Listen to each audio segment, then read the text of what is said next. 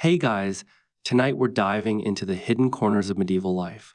The stuff that never made it into your history textbooks because honestly, it's just too weird. Picture yourself standing in a crowded marketplace at dusk, torchlight dancing across weathered faces, the smell of smoke and animals thick in the air. You hear the clink of coins, the squawk of poultry, the low murmur of haggling voices. But here's the thing, those coins in your pocket might not mean much if you're standing in the wrong village. Because in countless medieval towns across Europe, chickens weren't just dinner, they were money. Yes, real currency. And the rules around them were so specific, so weirdly legalistic, that your entire social standing could hinge on whether you accidentally stepped on someone's prized hen. Unreliable.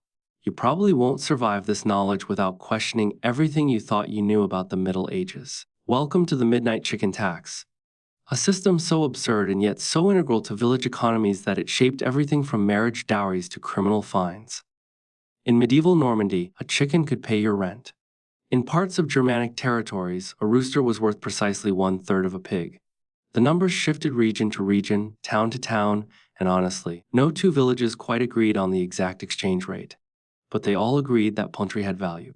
Serious, negotiable, documented value. Feudal lords would literally specify in their tax rolls how many chickens a tenant owed each year instead of silver. It wasn't laziness, it was practical. Chickens didn't corrode, they reproduced. They fed the lord's household. They were, in every sense, liquid assets that clucked, the truly bizarre part. Ownership disputes over chickens spawned entire legal precedents. If your neighbor's rooster wandered onto your land and ate your grain, you couldn't just wring its neck. Oh no, you had to present it before a magistrate, document the damage, and negotiate compensation. Some medieval town charters actually contained detailed bylaws about what happened if you killed another man's chicken. In certain parts of France, the penalty was a fine equivalent to the chicken's market value plus interest. Essentially, you were sued by poultry. Historians still argue whether these laws were strictly enforced or more symbolic, but the fact that scribes bothered to write them down suggests that chicken theft and assault were common enough to warrant legislation. Here's where it gets delightfully weirdy. There were specialist valuators in some larger towns, men whose job was to examine a disputed chicken, assign it a monetary worth based on its age, breeding line, and plumage quality, and then testify in court. Imagine that rinsom. Expert poultry assessor, 10 years experience, references available. These weren't random farmers making guesses, they were licensed professionals, bound by oath to be fair and accurate. Because if they overvalued a chicken, the owner might bribe them. If they undervalued it, the victim's family could demand restitution. The system had checks and balances designed around birds. The funniest or most infuriating, depending on your perspective, aspect was the social hierarchy of poultry.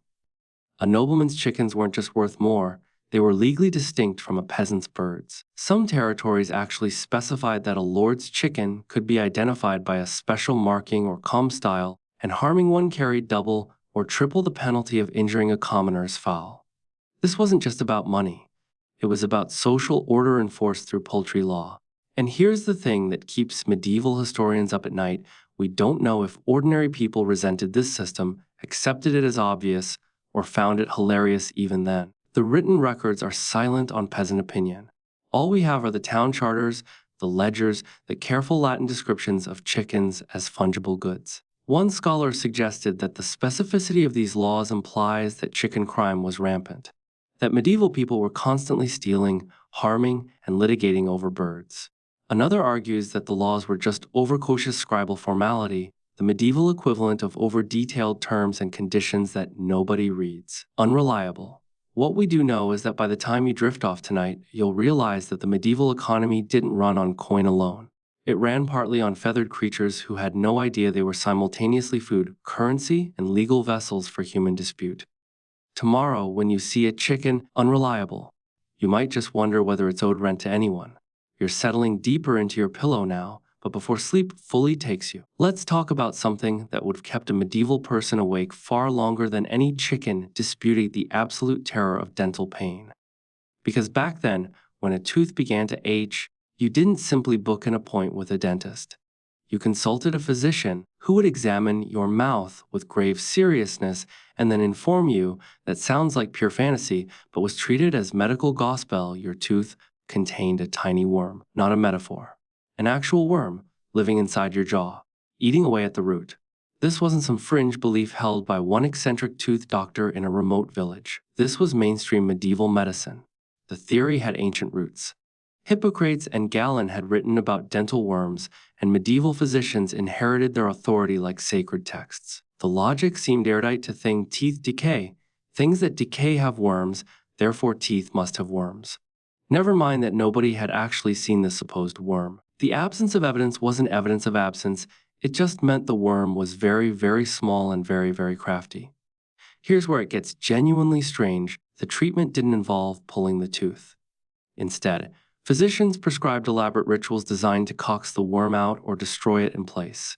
One popular method involved heating a mixture of henbane, opium, and sulfur, then holding it near the affected tooth so the patient could inhale the fumes.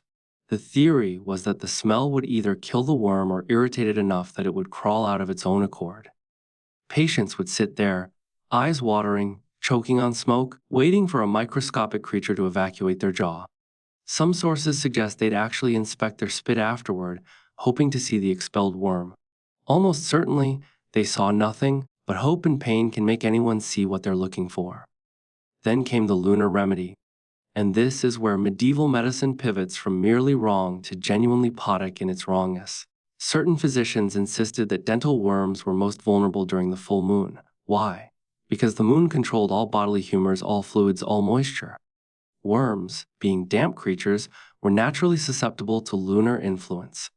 Therefore, the ideal time to treat a toothworm was during a full moon, when the creature would be at its most sluggish or most desperate. Some texts recommend performing tooth extractions, or worm expulsions, as they'd call them, only when the moon was full and high in the night sky. One Bavarian physician's manual from the 14th century literally contains a lunar calendar with specific dates marked as good for tooth work, and others marked as warm will hide deep. The kicker: there's no archaeological or literary evidence that this actually worked better during full moons. But because people believed it worked, they probably reported better outcomes during lunar treatments. Pain is subjective. Belief is powerful. A patient convinced that the full moon has special properties might experience less pain during a full moon simply because they expect to. Medieval medicine, in other words, had accidentally stumbled onto a form of placebo effect. They just didn't have the vocabulary to describe it. Historians still argue whether medieval physicians genuinely believed in toothworms or whether they were cynical operators who knew it was nonsense but prescribed elaborate rituals because patients expected something elaborate. Some scholars point to the fact that the most educated physicians, the ones trained at universities in places like Salerno or Bologna, were the most likely to describe toothworms in detail and confidence. This suggests genuine belief, not deliberate fraud. Others counter that university training simply meant better rhetoric. A university-trained physician could sell the toothworm theory more convincingly. What's undeniable is that medieval people suffered genuinely from dental pain, and they reached for the explanations available to them. If a tooth ached, something had to be wrong. If something had to be wrong, the most logical explanation, given the medical knowledge of the time, was a tiny worm. And if a worm was the problem, then surely the solution involved the right moon phase, the right herbs, the right ritual. The alternative was too terrifying that pain could be random, inexplicable, unstoppable. Better to believe in a worm than to believe in chaos. By the time you're reading this, you probably don't have any tooth worms. But somewhere in your mouth, bacteria are colonizing, acids are forming, decay is happening at microscopic scales. Medieval people weren't entirely wrong about the teeth being under siege. They just had the invaders completely wrong. Your eyes are getting heavier now, and the darkness around you feels deeper. Let's drift into something quieter, something that happens in the spaces between sleep and waking. The medieval laundry of the dead. Because while you're lying in your bed, warm and safe, imagine for a moment that you're standing in a stone monastery just after midnight, your bare feet cold on the flagstone floor. The air smells of lye soap, herbs, and something you can't quite name. Around you, monks in gray habits move like ghosts themselves, their candles casting long shadows on the walls. They're not washing clothes for the living. They're washing burial shrouds, the wrappings for the dead, and they're doing it with a solemnity that suggests they're performing something far more sacred than mere laundry. This wasn't some obscure practice tucked away in one remote monastery. Across medieval Christendom, the monks undertook what was called the levatio mortuorum, the washing of the dead, as a spiritual duty bound up their beliefs about purgatory. The deceased, they believed, were trapped in an intermediate state between death and final judgment. Their souls wandered, waiting, sometimes suffering, always incomplete. By washing the burial shrouds with prayers and specific rituals, monks believed they were literally hastening the soul's passage to heaven. Every fold they straightened, every stain they removed, was a small grace delivered to the departed. The ritual had specific rules. The washing had to occur at night, never in daylight. Some texts suggest this was to avoid disturbing the living, but others imply that night was when souls were most active, most receptive to intercession. The monks would process to the laundry room in silence, carrying the shrouds they'd already used to wrap previous corpses, or new shrouds prepared specifically for upcoming burials. They'd submerge them in water blessed by the abbot, murmur psalms in Latin, and work in a kind of meditative trance. Some monastic rules specified that the water used for washing burial shrouds had to be treated specially afterward. Sometimes buried in sacred ground, sometimes kept in sealed vessels to be poured onto graves during future burials. The water itself had become sanctified through contact with the death cloth. Here's the genuinely strange part: many monasteries kept careful records of which monks had washed which shrouds. This wasn't mere administrative bookkeeping. It was spiritual accounting. A monk who washed shrouds was believed to be participating in the soul's journey. Some monastic chronicles list monks' names alongside the dates they performed the ritual, almost as if documenting a form of penance or devotion. A monk might wash shrouds for decades, and by the time of his own death, he'd have personally touched hundreds of burial cloths. The hope was that all those souls he'd helped would, in turn, intercede for him when his time came. The emotional weight of this practice is difficult to overstate. Imagine spending years in a monastery and one of your regular duties is handling the shrouds that will wrap your brother's bodies. You fold the cloth knowing it will touch a dead face. You wash it knowing you're preparing for mortality. Not just others' death, but your own eventual death, waiting somewhere in the future. The laundry of the dead wasn't just practical. It was a constant meditation on mortality, acceptance, and the interconnectedness of the living and the departed. Medieval secular sources rarely mention this practice, which is telling. It was so embedded in monastic culture that nobody felt the need to explain it to outsiders. Only in monastic rules and liturgical texts do we find references to it. And because these texts were written for monks who already understood the spiritual framework, they're sparse on practical detail. We don't know, for instance, whether monks ever discussed their feelings about the work. Did they find it comforting or disturbing? Did the ritual genuinely bring them peace? Unreliable, or was it a chore they performed because obedience demanded it? Historians still debate whether the monks' belief that their ritual prayers actually hastened souls through purgatory was sincere or ritualistic in a more mechanical sense. Some scholars argue that medieval people had a genuinely different understanding of causation. That words and actions could have spiritual effects that bypass the normal chains of cause and effect. Others suggest that even medieval people understood the difference between symbolic and literal, and the washing of shrouds was understood as symbolically participating in a spiritual process rather than literally altering the soul's timeline. What's certain is that as you're drifting closer to sleep, somewhere in the medieval world, monks are still awake in the darkness, their hands moving through cool water, their voices soft in prayer, convinced that they're touching something that matters far more than the physical realm of cloth and soap. You're drifting now, half aware of your own breathing, when suddenly you find yourself descending stone steps into darkness. Your candle flickers, casting dancing shadows on ancient walls. The air grows cooler, damper, and then a smell hits you. Not the mustiness of old stone, but something alive. Something green and fermenting. Grapes. You've stumbled into the wine cellars beneath a medieval church, and what you're seeing shouldn't exist. According to every pious text, this is a house of God. And yet, coiled around the stone columns are grapevines, their leaves almost black in the candlelight. Wooden barrels are stacked in careful rows, and moving between them, a priest in his robes is carefully tasting wine from a wooden cup, making notes on a scrap of parchment. This isn't fiction. Medieval monasteries and cathedral chapters often maintained extensive vineyards and wine production operations directly beneath, or within the walls of, their most sacred spaces. The contradiction between holy space and commercial enterprise was something medieval people seemed to accept without much apparent anxiety, even when it was explicitly weird. The logic was straightforward: enough wine was essential for the Eucharist. Every Mass required wine. Therefore, the Church needed to produce reliable quantities of good wine. But here's where it gets peculiar. Many of these operations became so sophisticated, so profit-focused, that they stopped being purely functional and started being competitive. Monasteries began developing signature wines.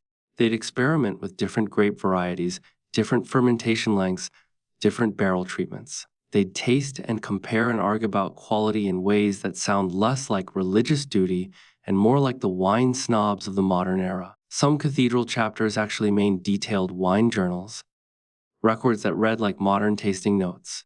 A Benedictine monastery in the Rhone Valley kept a chronicle where the cellarer, the monk in charge of wine production, would write entries like, "This year's vintage shows promise, but lacks the body of 1247. The grapes were picked too early. Next season, we shall wait for full ripeness." These aren't utilitarian notes about quantity, they're qualitative assessments. They're opinions. Educated, experienced opinions, but opinions nonetheless. The monks weren't just making wine for God, they were making good wine, and they cared about it. The truly bizarre aspect was that these cellars often became semi-public spaces. Pilgrims visiting the cathedral would sometimes be invited to taste the wine made in the cellars below the altar. Unreliable, it was a form of hospitality, a way of showing the abundance and sophistication of the Church. Some texts mention pilgrims ascending from the wine cellars with the taste of quality vintages still on their tongues, moving directly into the cathedral for Mass. Imagine that sensory transitioning from the earthiness of fermentation to the incense of the sanctuary, from testing wine like a professional taster to consuming it as a sacrament. There's a moment in several medieval chronicles where this contradiction seems to trouble a writer, usually an abbess or prior tasked with justifying the expenditure. They'd write something like, "Some might question the propriety of maintaining wine cellars beneath our church, but consider God gave us the vine. Christ blessed wine. To make poor wine would be to reject God's gifts. Therefore, our pursuit of excellence is itself a form of piety." It's circular reasoning, sure, but it's also a genuine attempt to reconcile worldly craftsmanship with spiritual duty. Historians still argue about how much of this wine production was genuinely about religious necessity and how much was about generating income. Monasteries were major landowners, and wine was a valuable trade commodity. A monastery with access to good wine could sell excess production to nobles, to lay merchants, to other religious houses. The income funded everything from building repairs to charitable works. So was the cellarer a pious monk ensuring the Eucharist had proper wine? Or was he a medieval businessman managing a profit center? Probably both. Medieval people seemed comfortable with that kind of dual purpose. What's undeniable is that some of the best wines in medieval Europe came from monastic vineyards. The systematic approach, the generations of accumulated knowledge, the resources to experiment, these gave religious houses advantages that secular vineyards couldn't match.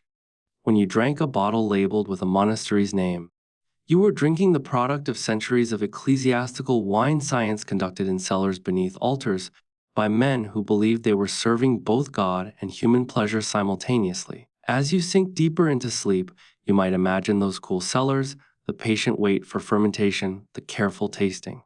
There's something almost peaceful about it. The combination of faith and craft, spirituality and earthiness, all wrapped up in the simple act of making something good to drink. Your mind is floating now, thoughts becoming dreamlike and loose, when you find yourself in a scriptorium. A medieval writing room where candlelight catches on stretched material. But this isn't paper. The scribe in front of you is working on something that feels almost alive beneath his fingers' vellum. Animal skin, treated and stretched until it's thin enough to write on, and he's explaining to you in hushed tones why it's so precious, so strange, so necessary. He calls it ghost skin. And you begin to understand why as he shows you the translucence of it, the way light passes through vellum. Made from the hides of calves, sheep, or goats, was the premium writing material of the medieval world. Parchment, made from slightly tougher animal skin, was the budget option. But vellum was where the real craftsmanship happened. A skilled vellum maker could take a raw hide and transform it into something so fine, so flexible, so durable that a single sheet could survive centuries. A single book made of vellum could outlast kingdoms. The process was laborious and disgusting in ways that modern people rarely appreciate. A hide arrived from a tanner, still smelling of blood and chemicals. The vellum maker would soak it in water and lime to remove remaining hair and flesh. Then came hours of scraping, using curved blades to pare the skin thinner and thinner, always risking puncturing it, always needing to achieve perfect evenness. A sheet of vellum that was too thick in one spot and too thin in another was useless. The ink would sit differently on different thicknesses, creating an inconsistent appearance. Perfection wasn't aesthetic, it was functional. But here's the part that gets genuinely weird. The best vellum makers developed such intimate knowledge of their materials that they could apparently predict how a particular hide would behave. A master vellum maker could supposedly feel a hide and know its age, its source animal, its quality. They'd know instinctively how then to pair it, which sections would be suitable for text, which for illumination, which for margins. This wasn't superstition. It was craft knowledge so refined it seemed like superstition to outsiders. A journeyman vellum maker spent years learning to feel what his fingers were telling him. The economics of vellum production directly shaped medieval literature and learning. A single Bible required the hides of hundreds of animals. A small theological treatise required dozens. The cost was enormous. Unreliable, this meant that books were precious in a literal sense. They were sometimes worth more than houses. It also meant that what got written down was determined partly by what the church could afford to preserve. A brilliant theological argument that to someone said it wasn't important enough to commit to vellum simply vanished. Conversely, mediocre religious texts survived in multiple copies because the church deemed them worth the expense. Scribes working on vellum knew this weight. They weren't just writing words, they were committing something to permanence. Some scribes would write colophons, notes at the end of a manuscript, expressing their awareness of this responsibility. One 12th century scribe wrote, "3 fingers write, but the whole body labors." Another, clearly frustrated, scrawled, "As the sailor is glad when he sees the harbor, so is the scribe glad when he sees the end." These tiny notes suggest that scribes understood they were engaged in something momentous, something exhausting, something that would outlast them. The durability of vellum created a strange temporal asymmetry. A manuscript created in the 12th century could still be perfectly readable in the 16th century. And it often was because vellum deteriorated so slowly. This meant that medieval manuscripts experienced their own form of time travel. A scribe in 150 could produce a book that, 400 years later, a Renaissance scholar could open and read as if it had been created last year. The knowledge preserved on vellum transcended the normal decay of human civilization. Paper, by contrast, was fragile. It aged. It required constant care. Vellum was medieval technology that actually worked, that actually lasted, that actually delivered on its promise of permanence. Historians still argue about the relationship between vellum production and the preservation of knowledge. Did the expense of vellum mean that important knowledge was more likely to be preserved? Or did it mean that expensive, durable materials were often wasted on texts that were merely fashionable at the time of their creation? Certainly, some of the best preserved medieval manuscripts are religious texts that we now consider theologically boring, but which the medieval church deemed important enough to commit to vellum. Meanwhile, practical knowledge, agricultural treatises, medical texts, engineering specifications often survived only in fragments on cheaper materials, if at all. As you drift deeper, imagine your fingertips on vellum, the slight resistance of it, the way it holds ink differently than paper, the knowledge that you're touching something that might survive another 1,000 years, waiting for someone in a future century to read the words you've written and understand, for a moment, what it meant to be alive in your time. You're sinking now into that place between wakefulness and dreaming, and a smell drifts across your consciousness. Multiple smells, actually, competing with each other in the medieval air. Perfume and filth, roses and excrement, smoke and decay. Because we're entering one of the most contentious debates of the medieval world: what exactly constitutes cleanliness? And more importantly, who gets to decide? In a wealthy noble's garden, servants are carefully tending fragrant flowers, roses, lavender, jasmine, and distilling them into essential oils that will be worn on cloth, dabbed on skin, used to scent the air around their lord and lady. The logic is clear: A pleasant smell indicates health, purity, and status. The body naturally produces bad humors, perfume counteracts them. Therefore, perfume is medicine and morality simultaneously. A person who smells good is literally healthier and more virtuous than a person who smells bad. Meanwhile, less than a mile away, in a peasant village, people are engaged in a completely different olfactory strategy. They've learned, or believe they've learned, that certain bad smells actually protect against plague. Dung smoke, for instance. If you burn animal manure in your home, the theory goes the fumes will drive away the miasma, the bad air that carries plague. So peasants deliberately cultivate foul odors, believing that stink is a kind of shield. They're not rejecting cleanliness. They're pursuing a different definition of it. Their version of cleanliness is about defensive stenches rather than pleasant perfumes. These two approaches to smell, the noble's pursuit of fragrance and the peasant's embrace of strategic filth, weren't just different aesthetic choices. They represented fundamentally incompatible theories about how the body and disease worked. And both sides had some basis in observation. A peasant who burned Ergot might notice fewer plague deaths in his village and attribute it to the smoke. A noble who perfumed her chambers might feel healthier and attribute it to the fragrance. Both could point to outcomes that seemed to validate their approach. The medieval medical establishment was split. University-trained physicians mostly sided with the perfume camp. They cited ancient authorities, Galen, Hippocrates, who'd written about the importance of pleasant smells for health. But folk practitioners and village healers often insisted that strong, unpleasant smells had protective properties. Some medical texts contain recipes for both elaborate perfume compounds for the wealthy and instructions for creating protective stench for common people. It's as if medieval medicine was saying, for rich people, use roses. For poor people, use dung. The mechanism is different, but both work. What's genuinely fascinating is that medieval people seem to understand, on some level, that smell was connected to disease. They just had the mechanism completely backwards. They thought bad smells caused plague, so creating worse smells would drive plague away. They didn't understand bacteria or viruses. Unreliable, but their instinct that smell and illness were linked wasn't entirely wrong, they just couldn't explain why or how. A village that burned dung might have better outcomes simply because the smoke killed insects or drove rodents away. But they'd never know that. They only know the correlation. There's a delightful passage in a 14th century medical text where a physician actually confronts this contradiction. He writes something like some rustics claim that foul odors protect against plague, while we learned men know that pleasant smells restore the humors. Perhaps both contain truth. Perhaps the body of a nobleman requires one treatment, while the body of a peasant requires another. It's not quite an acknowledgement that he doesn't actually know what he's talking about, but it's close. It's a moment where medieval certainty cracks slightly. The reality was probably even messier. Medieval people, at all social levels, were trying various approaches, sometimes mixing them. A noble might perfume her chambers and keep a pot of burning herbs in the corner. A peasant might smoke his home and wear an herb pouch around his neck. They were hedging their bets, hoping that multiple strategies would somehow compound their protection.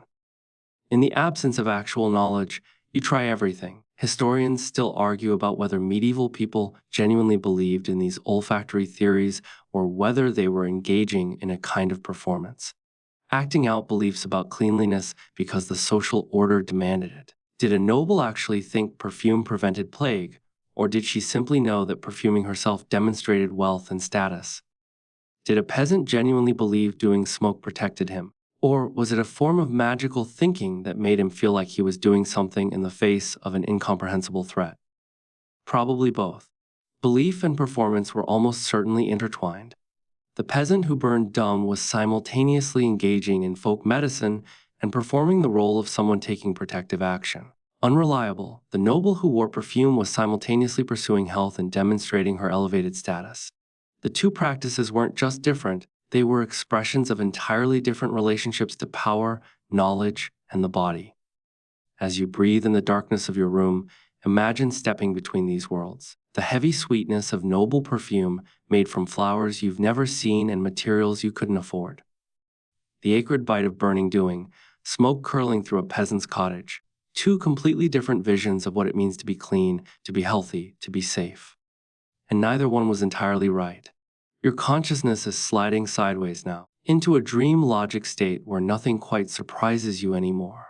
So when you find yourself standing in a medieval courthouse where a pig is being formally tried for murder, some part of you simply accepts it. The pig stands in a wooden enclosure, looking remarkably unbothered by the proceedings. Around it, lawyers in formal robes are making passionate arguments about intent, about animal consciousness, about whether a pig can meaningfully commit a crime. This actually happened. Multiple times. Across medieval Europe, animals were regularly brought to trial for various offenses: theft, property damage, and occasionally violence against humans. And these weren't quick, informal proceedings. These were real trials with legal representation, witnesses, and formal judgments. A pig that killed a child, or a rooster that scratched a nobleman's hand, or a donkey that kicked someone to death could find itself facing a jury. The logic was rooted in medieval legal theory. If an animal caused harm, the harm was real, and therefore it needed to be addressed through the legal system. The animal itself might be executed, hanged, burned, or drowned, as punishment and as a warning to other animals that yes, really. The theory was that public punishment of an animal would deter other animals from committing similar crimes. Whether anyone actually believed that animals could learn from watching another animal be hanged is unclear, but the legal machinery treated it as if they could.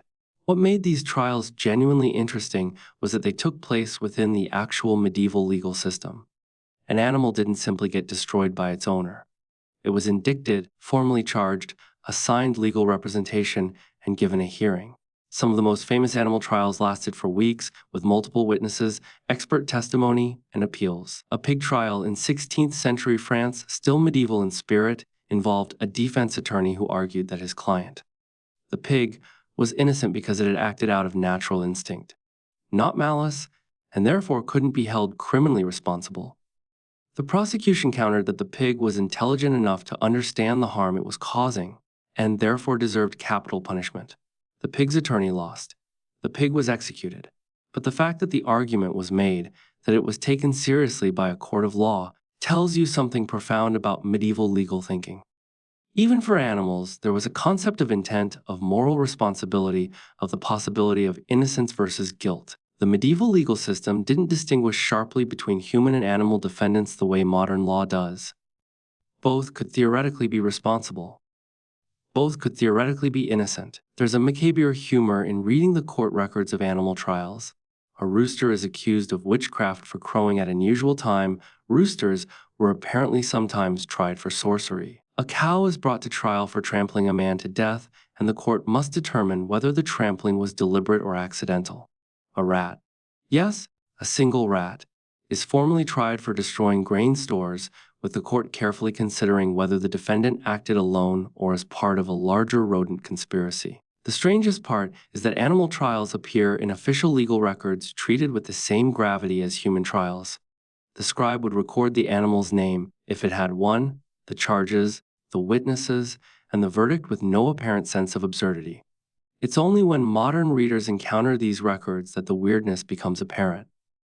To the medieval court, trying a pig was simply an extension of the legal system's logic. Harm has occurred, harm requires justice, therefore the agent of harm must face legal consequences. Historians still argue about whether medieval people genuinely believed animals had moral agency or whether the trials were more ritual, a formal way of processing harm and executing necessary punishments while maintaining the appearance of justice and due process. Some scholars suggest that animal trials were actually a form of theater, a way of reassuring communities that justice was being done even when the perpetrator was an animal that couldn't possibly understand the proceedings. Others argue that medieval legal thinkers genuinely attributed a form of animal agency, a limited capacity for moral choice, that made them theoretically responsible for their actions. What's certain is that the trial stopped. Not because people suddenly realized how absurd they were, but because legal theory evolved. As human rights concepts developed and sharpened, the notion of animal moral agency faded. By the time of the Enlightenment, animal trials were being mocked as superstitious and irrational. But during the medieval period, they were taken seriously, recorded carefully, and executed with formal dignity. There's something oddly touching about it, actually. A legal system so committed to due process, so convinced of the importance of formal justice that it extends those protections even to pigs. A medieval judge so cautious about condemning without a hearing that even an animal gets its day in court. It's backwards logic, certainly, but it's backed by a kind of deep respect for procedure, for the formal acknowledgement of harm, for the principle that something, even an animal, deserves a chance to be heard before judgment falls. As you sink further, imagine that courtroom. The pig standing calmly in its enclosure, utterly unaware that its legal fate hangs in the balance. The lawyers arguing passionately about intent and responsibility. The judge carefully considering whether this particular pig should hang. The absolute medieval conviction that justice requires form, requires witnesses, requires words. Even when the defendant is a barnyard animal who will never understand what's happening to it. You're drifting deeper now, your body heavy, your mind loose and wandering. Imagine yourself descending into a frozen cellar deep beneath a castle or monastery where the air bites at your skin and your breath turns to mist. But despite the cold, or perhaps because of it, something unexpected is happening. Servants in thick cloaks are carefully preparing desserts, medieval ice cream, snow treats, frozen confections that shouldn't exist in a world without electricity, without refrigeration, without any of the technology we assume is necessary for frozen food. And yet, there it is. In front of you, a servant is crushing ice that's been stored in this cellar since winter, mixing it with honey, with crushed violets, with rose water, creating something cold and sweet that will be served to nobles at tonight's feast. This isn't modern ice cream. It lacks the dairy richness we'd expect, but it is frozen. It is dessert. And it represents a kind of medieval engineering ingenuity that we rarely appreciate. The system worked like this during winter, when lakes and rivers froze. Servants would cut blocks of ice and store them in deep cellars, packing them in sawdust or straw for insulation. The ice would last for months, slowly melting but mostly preserved through the summer. A well-managed ice cellar could maintain frozen storage from January through August, depending on the depth, the insulation, and the climate. Noble households competed to have the best ice cellars, the most reliable frozen storage, the ability to produce cold treats when competitors couldn't. The recipes we have from medieval cookbooks are surprisingly sophisticated. They call for finely crushed ice mixed with honey, sugar when available, fruit juices, flower essences, and sometimes even egg whites. The mixture would be churned or beaten constantly while the ice melted around it, creating a consistency somewhere between a slush and a sorbet. Some recipes specify that the mixture should be worked until smooth, or beaten until it no longer freezes the spoon. Practical instructions that suggest people understood, at an intuitive level, how temperature and agitation affected the texture. What's genuinely fascinating is that these frozen treats were understood as medicine, not just luxury. A nobleman with a fever might be prescribed a cooling ice dessert. A person with inflammation was thought to benefit from cold foods. So the ice cellar served double duty. It was a luxury amenity for entertainment and a medical resource for maintaining health. A servant who managed the ice cellar well was performing both a prestigious service and a healthcare function. The logistics were staggering. A major noble household might store hundreds of blocks of ice each winter. This required manpower. Teams of servants cutting ice, hauling it, packing it, monitoring it through the warm months. It required infrastructure. Deep cellars, good insulation, careful record keeping. It required knowledge. Understanding which locations froze thickest, which storage methods worked best, how to judge whether ice would last until needed. A head servant in charge of ice storage was managing a complex operation that involved planning, resource management, and technical knowledge. And here's where it gets delightfully weird. Ice became a commodity. Nobles would trade ice. If one region had a particularly cold winter and excellent ice cellars, they could preserve extra ice and sell it to nobles in warmer regions. Ice merchants existed. They had routes. They transported frozen blocks wrapped in insulation, racing against time and heat, trying to deliver ice to distant courts before it melted away. The economics of medieval ice trade directly shaped where wealth accumulated and which nobles could afford the luxury of frozen desserts in summer. There's a beautiful passage in a 14th century cookbook where the author describes the process of making frozen treats with almost poetic language. Take the finest ice from winter's bounty, crush it fine as snow, mix with the essence of flowers that bloomed in spring, and beat it with a silver spoon until it becomes smooth as silk. In this way, you capture the cold of winter within the sweetness of summer, and the guest who tastes it will know that you possess dominion over the seasons themselves. It's not quite accurate. The guest would just taste a frozen dessert.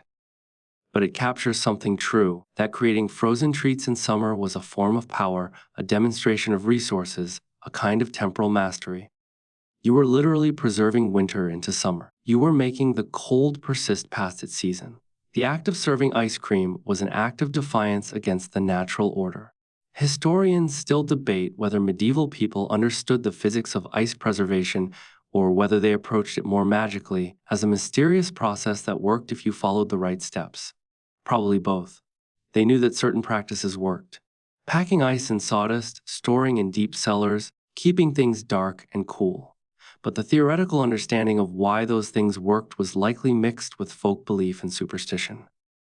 It was craft knowledge. You did what worked, and you passed the knowledge down, but you didn't necessarily understand the underlying mechanisms. What's undeniable is that medieval people managed to create frozen desserts without modern refrigeration through careful planning, resource management, and innovation. They built systems. They traded. They solved problems. They created luxury from the raw materials available to them. And when a medieval noble bit into a frozen treat on a hot summer day, they were tasting not just sweetness and cold, but the accumulated labor and ingenuity of everyone involved in that block of ice from the moment it was cut from a frozen lake until it reached their lips. As your body relaxes further into sleep, imagine that cold on your tongue, the sweetness of honey, the delicate flavor of crushed violets, the knowledge that you're experiencing something that was impossibly rare, impossibly precious, impossible without the invisible work of dozens of people you'll never meet. You're floating now, your mind slipping between thoughts like water through fingers when you find yourself in a knight's chamber. He's a powerful man, scarred, successful, feared in battle, but he's also terrified. And his terror isn't of enemies or death in combat, it's of books. Specifically, he's convinced that books are a form of witchcraft, that the written word contains a kind of magic that can steal memories, rewrite identity, corrupt the soul. This wasn't a universal medieval belief, but it was widespread enough that chronicles occasionally mention knights and warriors who refused to learn to read, who avoided books entirely, who viewed literacy itself with deep suspicion. The logic, as strange as it sounds, had an internal consistency. The human mind is the seat of the soul. Memory is the foundation of identity. Writing is a form of external storage. Writing down something removes it from the mind, externalizes it, puts it in a form that can be altered, corrupted, or used against you. A warrior's strength came from his training, his experience, his memories of previous battles. If those memories could be stolen, captured in writing, manipulated, changed, then his very essence was vulnerable. A book about a battle he'd fought and could potentially misrepresent what he'd done, and if people read that misrepresentation, wouldn't they believe it more than his own account? Wouldn't the written lie become more powerful than the oral truth? Couldn't a clever scribe literally rewrite reality through parchment and ink? There are accounts of knights who explicitly forbade their deeds from being recorded, who demanded that scribes destroy any written accounts of their actions, who believed that their accomplishments were safer if they existed only in memory and oral tradition. One particularly famous knight, whose name is now lost ironically because he destroyed all written records of himself, supposedly spent his final years ensuring that no chronicle mentioned his victories. He believed that by erasing his written legacy, he was preserving his true legacy, keeping his deeds safe from scribal manipulation. What makes this belief genuinely interesting is that it's not entirely irrational. Writing does create a different relationship to information than oral tradition. Once something is written, it becomes fixed, but it also becomes interpretable in new ways. A story told orally can shift slightly with each telling, responding to the audience, correcting itself through immediate feedback. A written text is static. It can't adjust, can't respond, can only be read as it was composed. For someone whose entire identity was built on oral culture, on the fluid exchange of spoken word and immediate response, the fixedness of writing might genuinely feel like a loss of control. Medieval scribes, by contrast, were convinced that writing was a sacred act, a form of preservation that transcended memory. A scribe copying a text believed he was performing a spiritual duty, that the act of writing was itself a kind of prayer. But to a non-literate warrior, that same scribe might look like a sorcerer, capturing words and trapping them in parchment, creating a permanent record that could be used as evidence, as documentation, as a way of fixing identity in place. There's a beautiful tension in medieval manuscripts between these two worldviews. A scribe would carefully record a knight's deeds, believing he was immortalizing them. The knight, if he knew about it, might feel violated. His deeds removed from his control, fixed in writing, available for anyone to read and interpret. The scribe saw writing as preservation. The knight saw it as theft. Both were right, in a sense. Writing does preserve, and it does remove things from personal control. Some of the most famous medieval knights were intensely literate. They learned to read. They studied books. They understood that written legacy could be as important as martial achievement. But others actively resisted, clinging to an older model where reputation lived in oral tradition, in songs, in stories told around fires, in the memories of those who'd witnessed your deeds directly. A man's reputation, in this model, was only as strong as the people who remembered him and chose to speak his name. Once everyone who'd witnessed you was dead, you were gone. But that also meant you couldn't be misrepresented in writing, couldn't be falsified by a scribe, couldn't be trapped in parchment. Historians still argue about how widespread this distrust of writing actually was among the warrior class.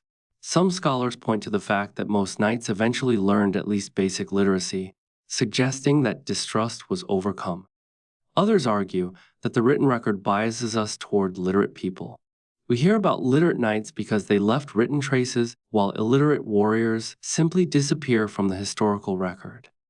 The knights who successfully destroyed all written accounts of themselves are invisible to us, which is exactly what they wanted.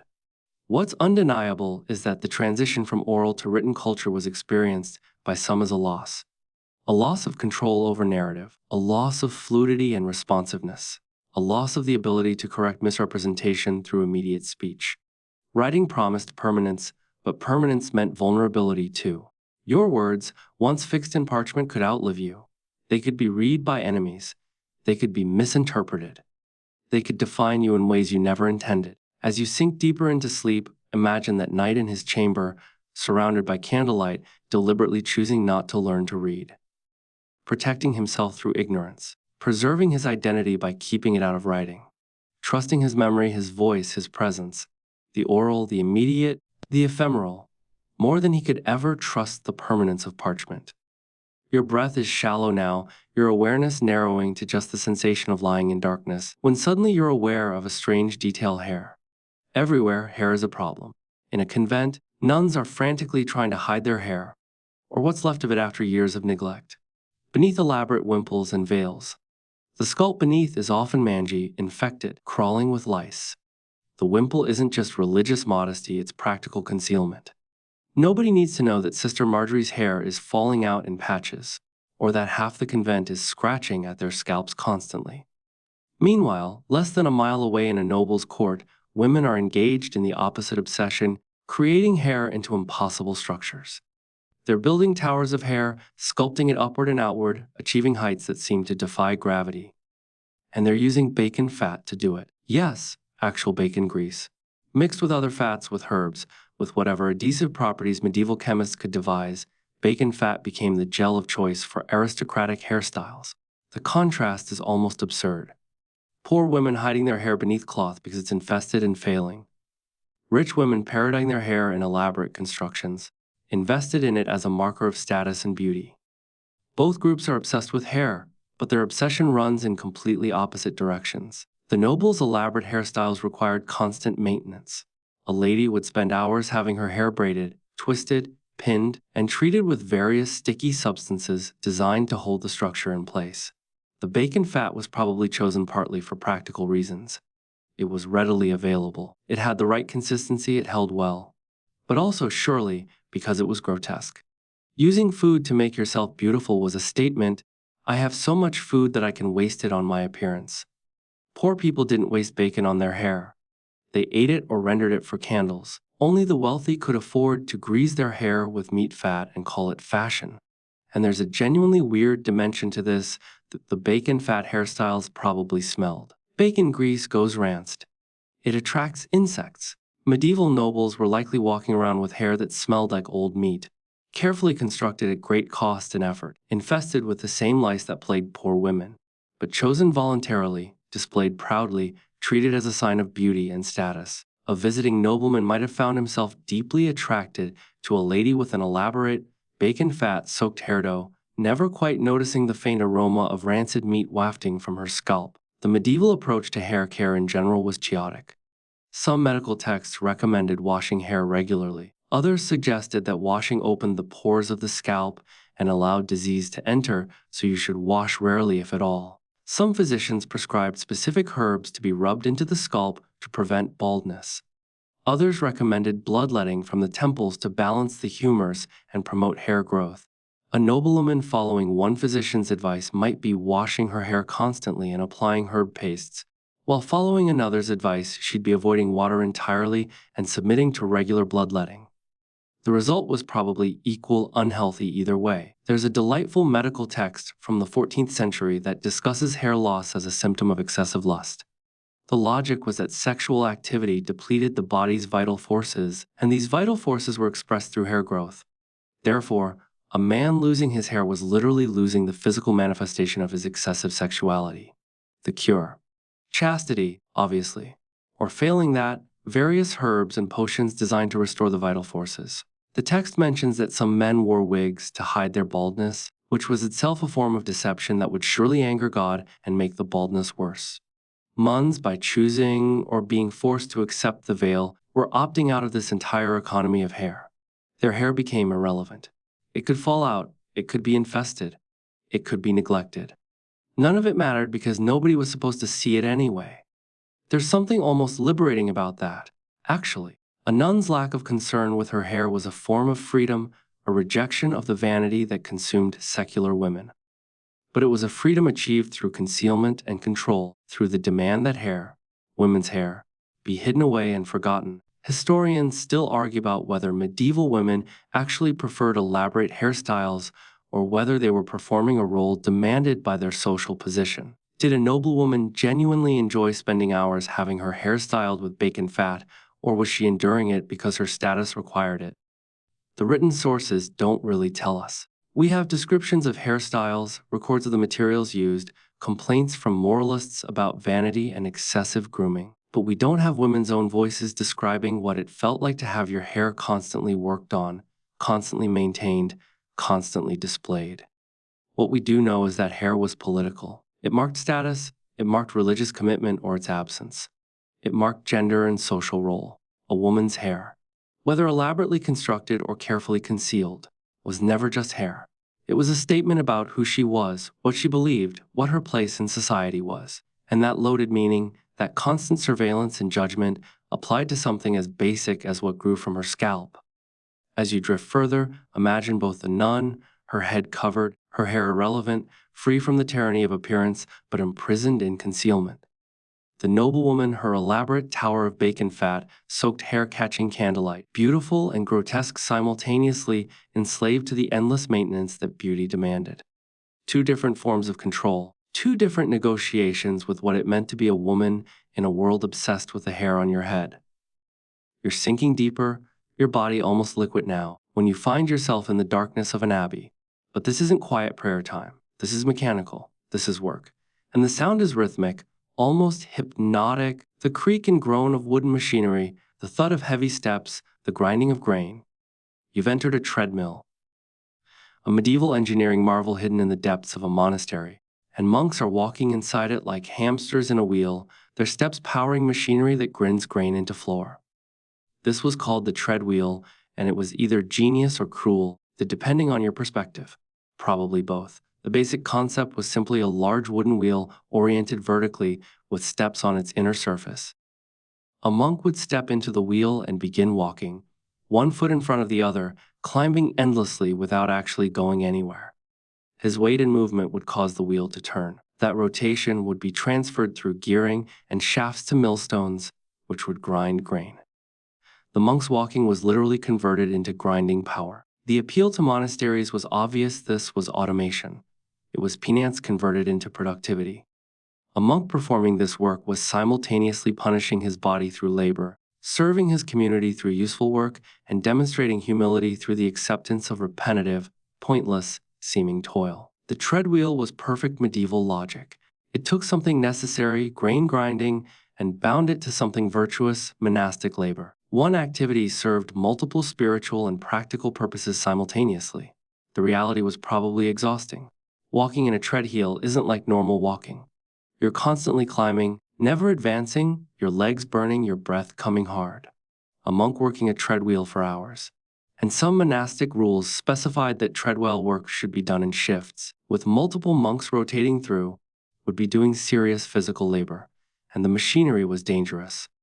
A monk could slip, could get caught in the gearing, could be crushed or mangled if something went wrong. Some monastic records mention injuries from treadwheel accidents treated matter-of-factly, as if a crushed hand or broken leg was simply part of the job. But here's what's genuinely interesting: the treadwheel worked. It was effective. It ground grain. It powered other machinery. Medieval engineering was capable of converting human motion into useful work in ways that were genuinely sophisticated. The gearing required precise carpentry.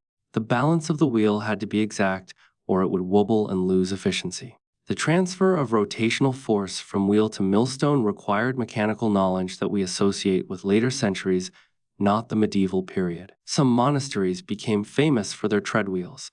They were points of pride, demonstrations of monastic ingenuity and engineering capability. Visiting abbots would be shown the treadwheel with the same kind of pride that a modern factory manager might show off automation equipment. The mechanical sophistication was impressive. The problem-solving was real. The fact that it was powered by monks walking like animals in a wheel was somehow beside the point. There's a peculiar image preserved in a few medieval manuscripts, an illustration of a treadwheel with a monk inside, walking endlessly, his face peaceful and meditative. The artist has captured something true. That the repetitive motion might have become almost meditative, that the physical exhaustion might have created a state of mind where thought quieted and only the body remained, moving, grinding, serving. It's almost beautiful, except for the fact that you're looking at a drawing of forced labor dressed up as spiritual practice. Historians still debate whether monks actually chose to work the treadwheel as a form of penance, or whether they were assigned to it as punishment or regular duty. Probably both happened at different monasteries or different times. Some monks might have embraced the work as meaningful. Others might have dreaded their shifts, counting the hours until they could step out of the wheel and rest. The written records don't really distinguish between willing and unwilling participation, which is telling in itself. What's certain is that treadwheels represented a form of medieval automation, taking human labor and converting it into mechanical work with impressive efficiency. A single monk walking in a wheel could grind grain that would otherwise require animal power horses or oxen to accomplish. This saved money. This was practical, reliable. This was why monasteries invested in the engineering required to build them properly. The treadwheel also represents something darker: the willingness to treat human bodies as components in a machine. Not as enslaved people exactly, but as willing participants in a system that converted their motion into utility. The monk consented, or was told to consent, to becoming part of a machine. His labor became literally mechanical, repetitive, pointless in itself, meaningful only in what it produced. Some scholars have drawn connections between medieval treadwheels and later industrial labor, suggesting that the treadwheel was an early form of the mechanized production that would characterize the Industrial Revolution. The difference is that medieval treadwheels were powered by monks who believed their labor was spiritually meaningful, who accepted the exhaustion as penance, who didn't demand wages or the right to refuse. They were the perfect workers. They didn't complain, they didn't unionize, they embraced their own exploitation as virtue. As you slip towards sleep, imagine that rhythm. The creak of the wheel, the thud of footsteps, the grinding of stone on stone, the endless, pointless climbing that produces something genuinely useful. A monk's legs burning, his breath hard, his mind perhaps quiet and meditative in the repetition, or perhaps frantically counting the remaining hours until his shift ends and he can stumble out of the wheel and into the cold monastery air. You're almost dreaming now, the boundary between sleep and waking dissolved, when a sound reaches you, not harsh but intricate, layered. It sounds almost like music, but stranger, unfamiliar. You realize you're listening to something medieval musicians called the insect orchestra, the deliberate composition of sounds made by creatures of the night. Nightingales, crickets, beetles, the rustle of small animals in grass. And medieval minstrels, Those professional musicians who played for nobles and church officials were genuinely trying to recreate these sounds in their compositions. This seems absurd to modern ears. But in the medieval period, there was a serious intellectual movement, mostly among court musicians and learned clergy, that treated natural sounds as a form of music worthy of study and imitation. A nightingale's song wasn't just beautiful, it was mathematically complex, something that could be analyzed, understood, and recreated using human instruments. Beetles making clicking sounds as they moved through wood weren't just random noise, they were participating in a kind of natural composition that humans could learn from. The appeal was partly philosophical. Medieval thinkers were increasingly interested in the idea that nature itself contained divine order, that God had written the universe in a language that included mathematics, geometry, and harmony. If you could understand how a nightingale created its song, what the intervals were, what the pattern of repetition was, you were understanding something fundamental about God's design. A minstrel who could recreate a nightingale's song wasn't just making music, he was demonstrating that he'd understood something about the divine order underlying creation. Some medieval music theorists became obsessed with insect sounds specifically. There are manuscripts where a scholar has carefully transcribed what he believed to be the musical notation of cricket chirps, of beetle clicks, of the wearing of locust wings. Head listen intently, try to perceive patterns, attempt to render those patterns into the musical notation systems available to him. Unreliable. Whether he was actually capturing anything real or just projecting musical order on a random noise is impossible to say, but the effort itself is fascinating. The conviction that nature contained music that could be understood and replicated. The practical result was compositions that incorporated imitations of natural sounds. A minstrel might be hired to perform a piece that included sections specifically designed to sound like a nightingale, or like crickets in grass, or like the various insects of a summer night. These pieces were taken seriously. A skilled musician who could create convincing insect imitations was valued and well paid. Unreliable. The ability to make your sound like nature was a mark of sophistication and artistry. What's genuinely weird is that some nobles apparently found these insect sound compositions scandalous. Conservative moralists complained that mimicking nature was prideful, that it was attempting to rival God's creation, that a minstrel claiming to recreate a nightingale's song was engaging in a kind of blasphemy. The natural world was God's domain. Human art should aspire to divine ideals, not merely mimic what already existed. To spend effort recreating insect sounds was seen as wasteful, vain, possibly heretical. This created a strange split in medieval musical culture. Progressive courts, especially in Italy and southern France, embraced the insect orchestra as an innovative, sophisticated form of musical expression. Conservative regions and conservative elements within every court saw it as dangerous frivolity. A minstrel who traveled from a progressive court to a conservative one might find his insect imitations enthusiastically appreciated in one place and actively condemned in another. Unreliable. There are accounts of musical competitions where two minstrels would compete to create the most convincing insect sounds. One would try to perfectly recreate the pattern of a grasshopper's chirp. The other would attempt to capture the complex song of a nightingale. Nobles would judge, declaring one musician the victor based on whose imitations were more accurate, more moving, more beautiful. It's like a medieval talent show, except the talent is making your lute sound like a bug. Some of the most famous medieval composers explicitly incorporated insect sounds into their work. A 15th century French composer created an entire suite of pieces called The Garden at Night, which was essentially a composition of imitated insect sounds arranged into a musical narrative. Crickets calling, beetles moving, nightingales singing, the overall effect creating a kind of sonic painting of a medieval garden after dark. The piece was famous enough that it was performed in multiple courts. Unreliable. An account suggests that listeners found it genuinely moving, genuinely beautiful. Historians still argue about what medieval people were actually hearing when they listened to these insect imitations.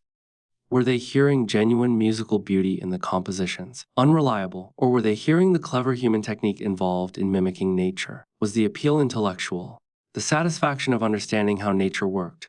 Or aesthetic, the pure pleasure of beautiful sound? Probably both.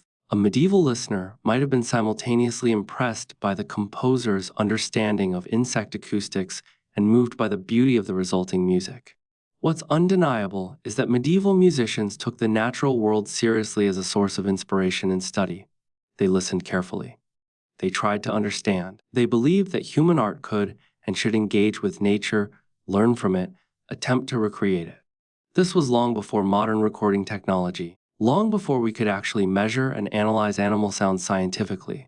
Medieval musicians were doing it by ear, by intuition, by careful listening and repeated attempts. As you drift deeper into sleep, imagine that sound.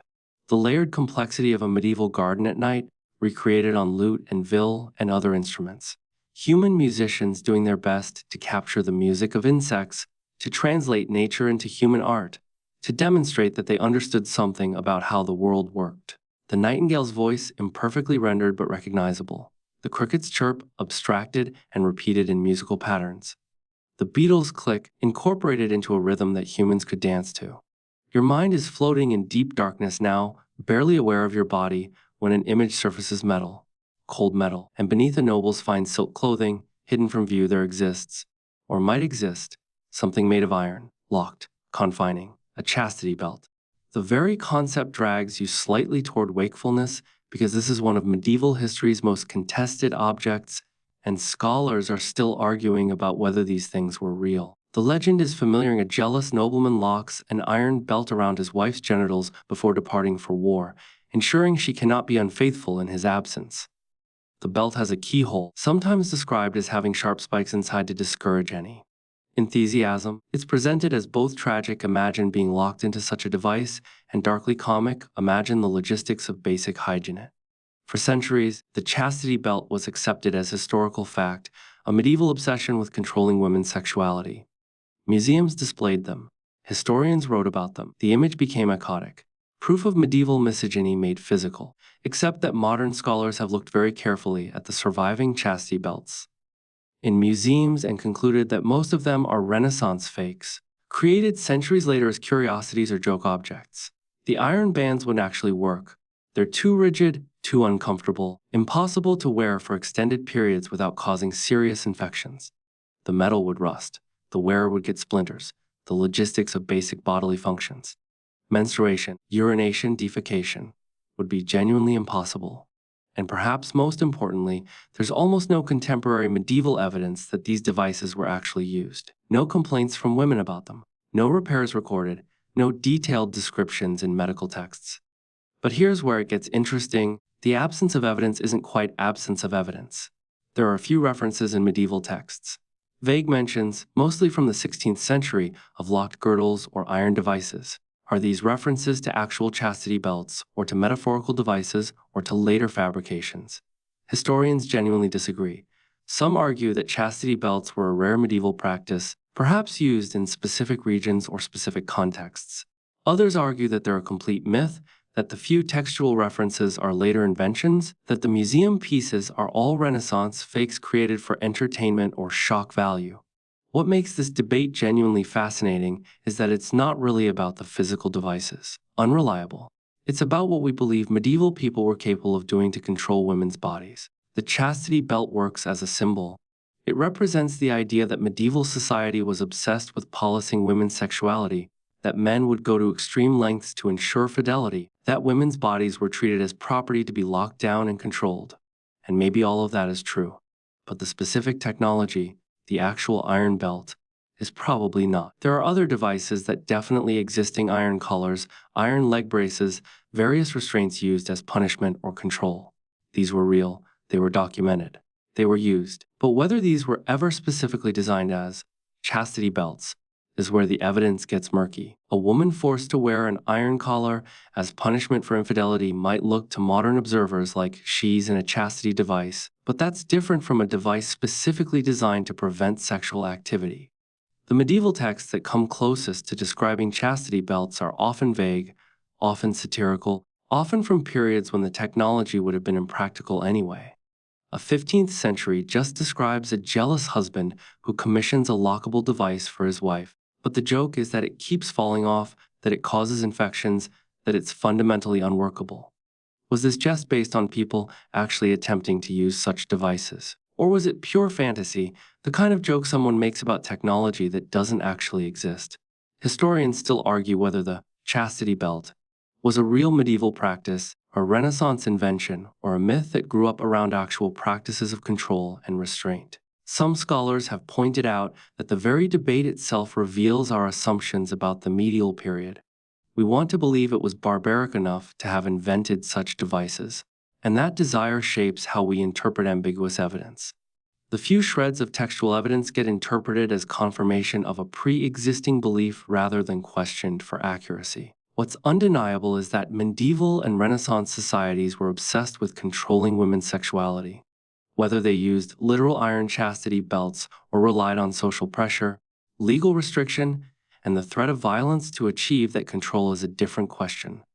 The chastity belt might be a myth, but the attitudes it represents were very real. The oppression was real, even if the specific technology was probably invented or exaggerated later. There's something almost darkly funny about it, Jew.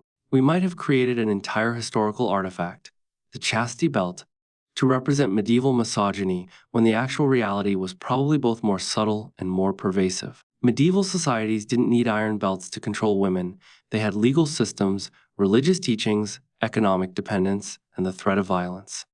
Those tools were more effective and less noticeable and didn't leave physical evidence that modern scholars could dispute.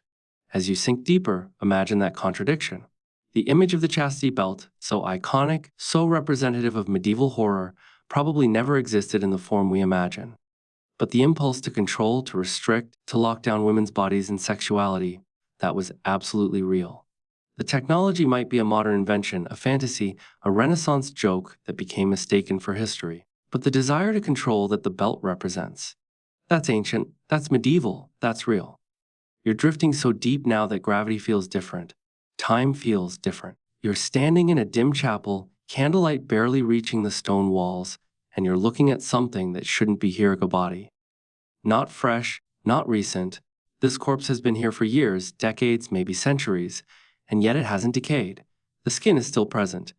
The features are still recognizable. It's preserved in a way that defies the normal processes of death. This is a saint. Or at least, this is claimed to be a saint. The bodies of certain holy people, medieval belief held, were blessed by God with the gift of incorruptibility, the inability to decay. When a saint died, their body simply didn't rot. The flesh remained. The features persisted. It was taken as proof of sanctity, as visible evidence that God had chosen this particular person for eternal glory. The body that wouldn't decay was a body that had already begun its journey toward heaven. The problem is obvious: bodies decay. It's what they do. The normal process of death involves bacterial breakdown, the conversion of flesh into soil, the return of matter to the earth. A body that doesn't decay violates the basic laws of nature, which is precisely why it was so compelling as evidence of divine intervention. If a body could resist decay, it must be because something other than natural forces was at work. It must be God. But here's where it gets genuinely weird. The phenomenon of incorruptibility was probably, in many cases, explicable through entirely natural processes.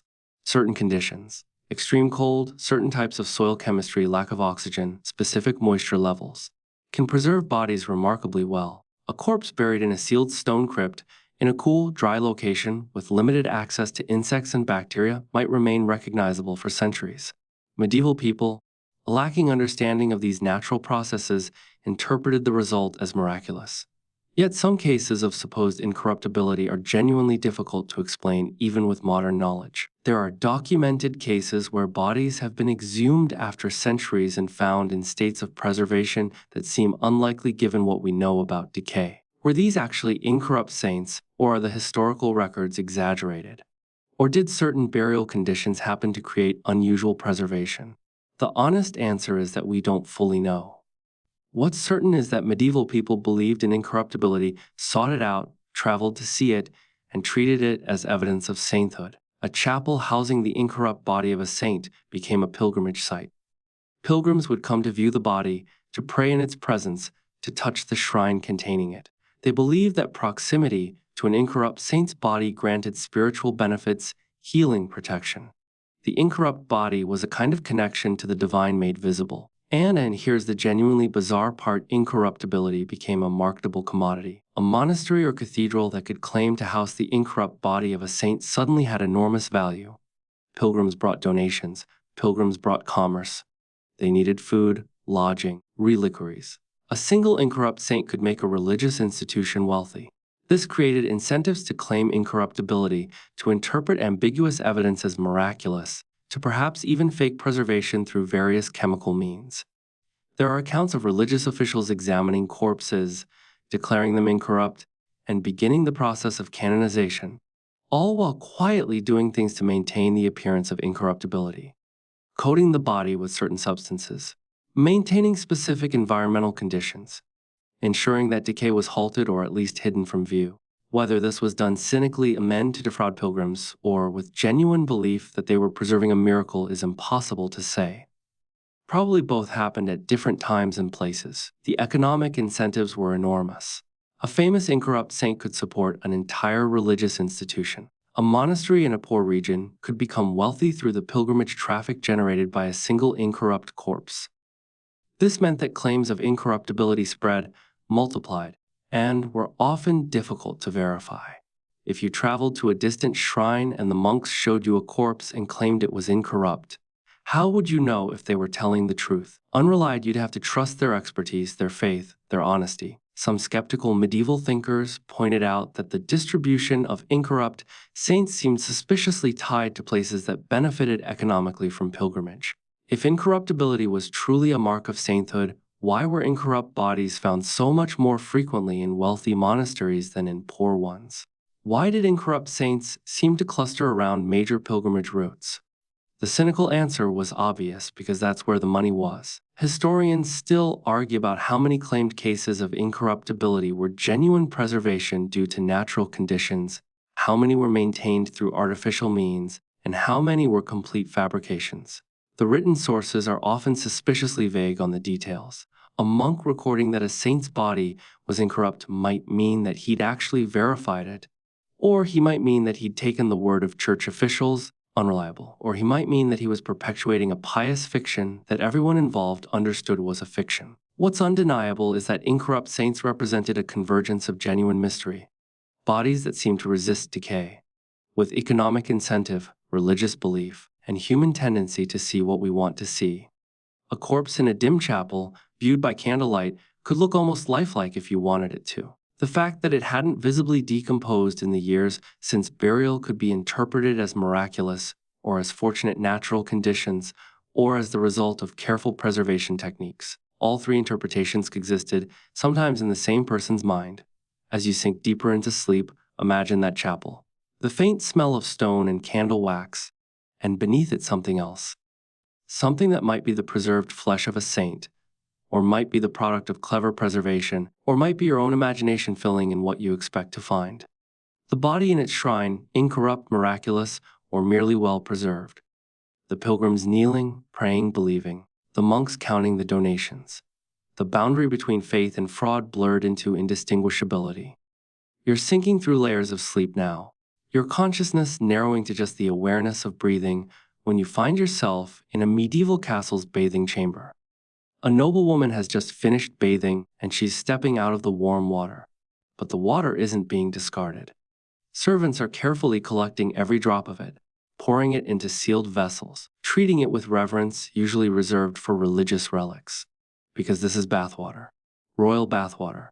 And it's about to enter an economy that's more profitable than spice, more valuable than gold, the medieval market for healing potions and medicinal preparations. Royal bathwater, medieval belief held, carried within it the essence of the person who'd bathed in it. More specifically, the bathing process had released humors, had mixed the body's vital essences with the water, creating a liquid that was saturated with the person's health, strength, and nobility. By consuming or applying this bathwater, a person could theoretically absorb some of those qualities: healing properties from a healthy noble, strength from a powerful warrior, beauty from a beautiful woman. The market for this stuff was enormous. A vial of bathwater from a famous queen could sell for astronomical prices. Merchants developed entire supply chains around it. When a noble took a bath, servants would be strategically positioned to collect the water before it could drain away. The water would be stored in sealed containers. The seal was important because exposure to air would cause the essences to evaporate. The water would then be sold, either directly to wealthy buyers or to apothecaries who would incorporate it into more complex medicinal preparations. What made this market genuinely weird was that nobody seemed to question whether it actually worked.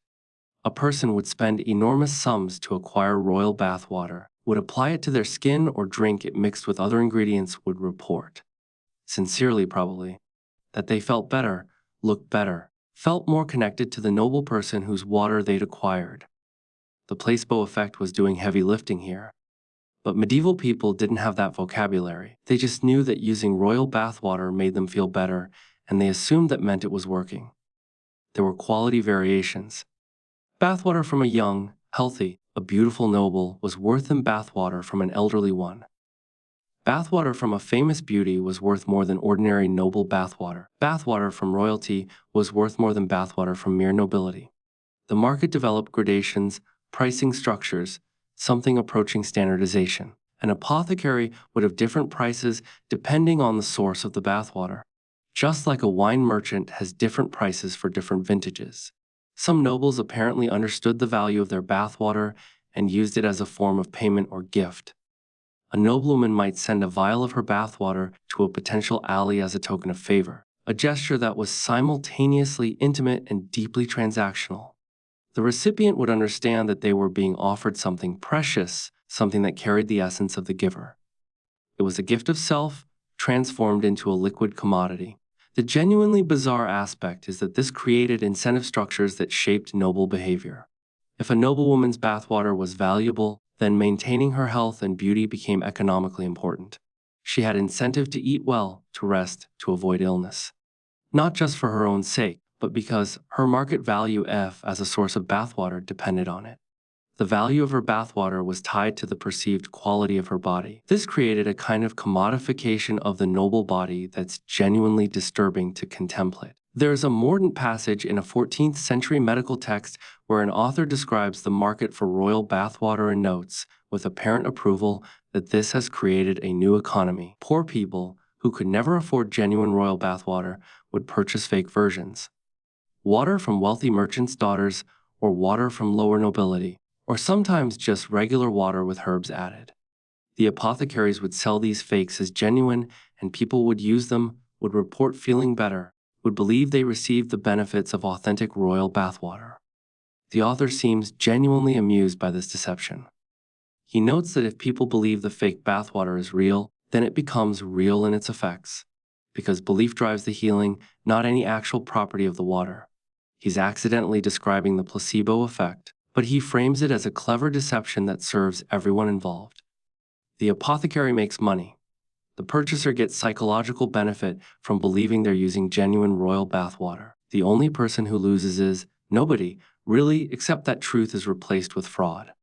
Historians still argue about how widespread the bathwater trade actually was. Some sources describe it as a major commerce, others mention it only in passing. The written evidence is sparse and sometimes contradictory. Did every noble's bathwater get carefully preserved and sold? Or was this a luxury practiced only in the wealthiest courts? Did ordinary people actually purchase bathwater? Or was it mainly wealthy people trying to acquire bathwater from even wealthier people? The historical record doesn't quite tell us. Unreliable. What's undeniable is that medieval people believed in the transferential power of royal noble bodies. They believed that proximity to nobility, even mediated through bathwater, granted some benefit.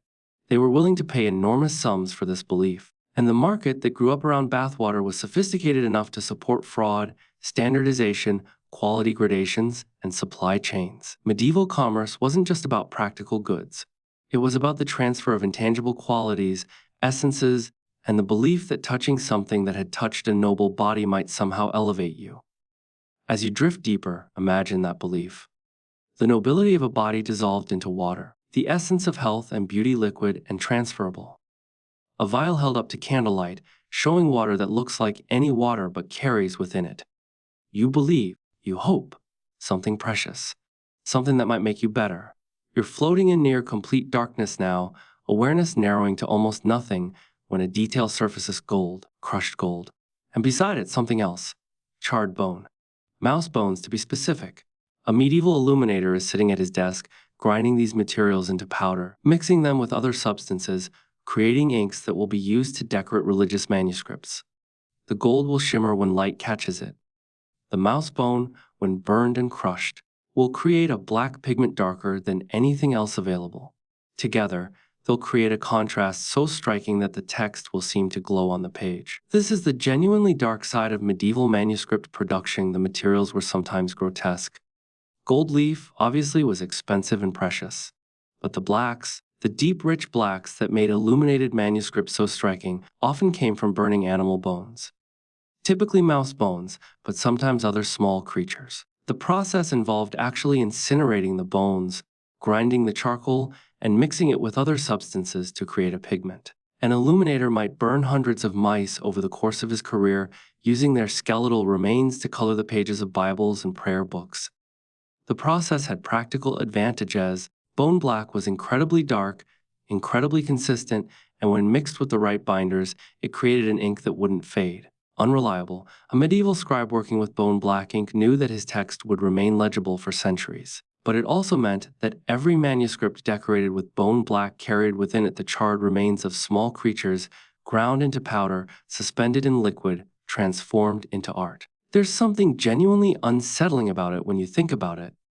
A monk or scholar in the medieval period would spend hours looking at illuminated text, admiring the beauty of the gold leaf and the deep blacks, never quite aware, or perhaps very aware, that those blacks were made from burned mice.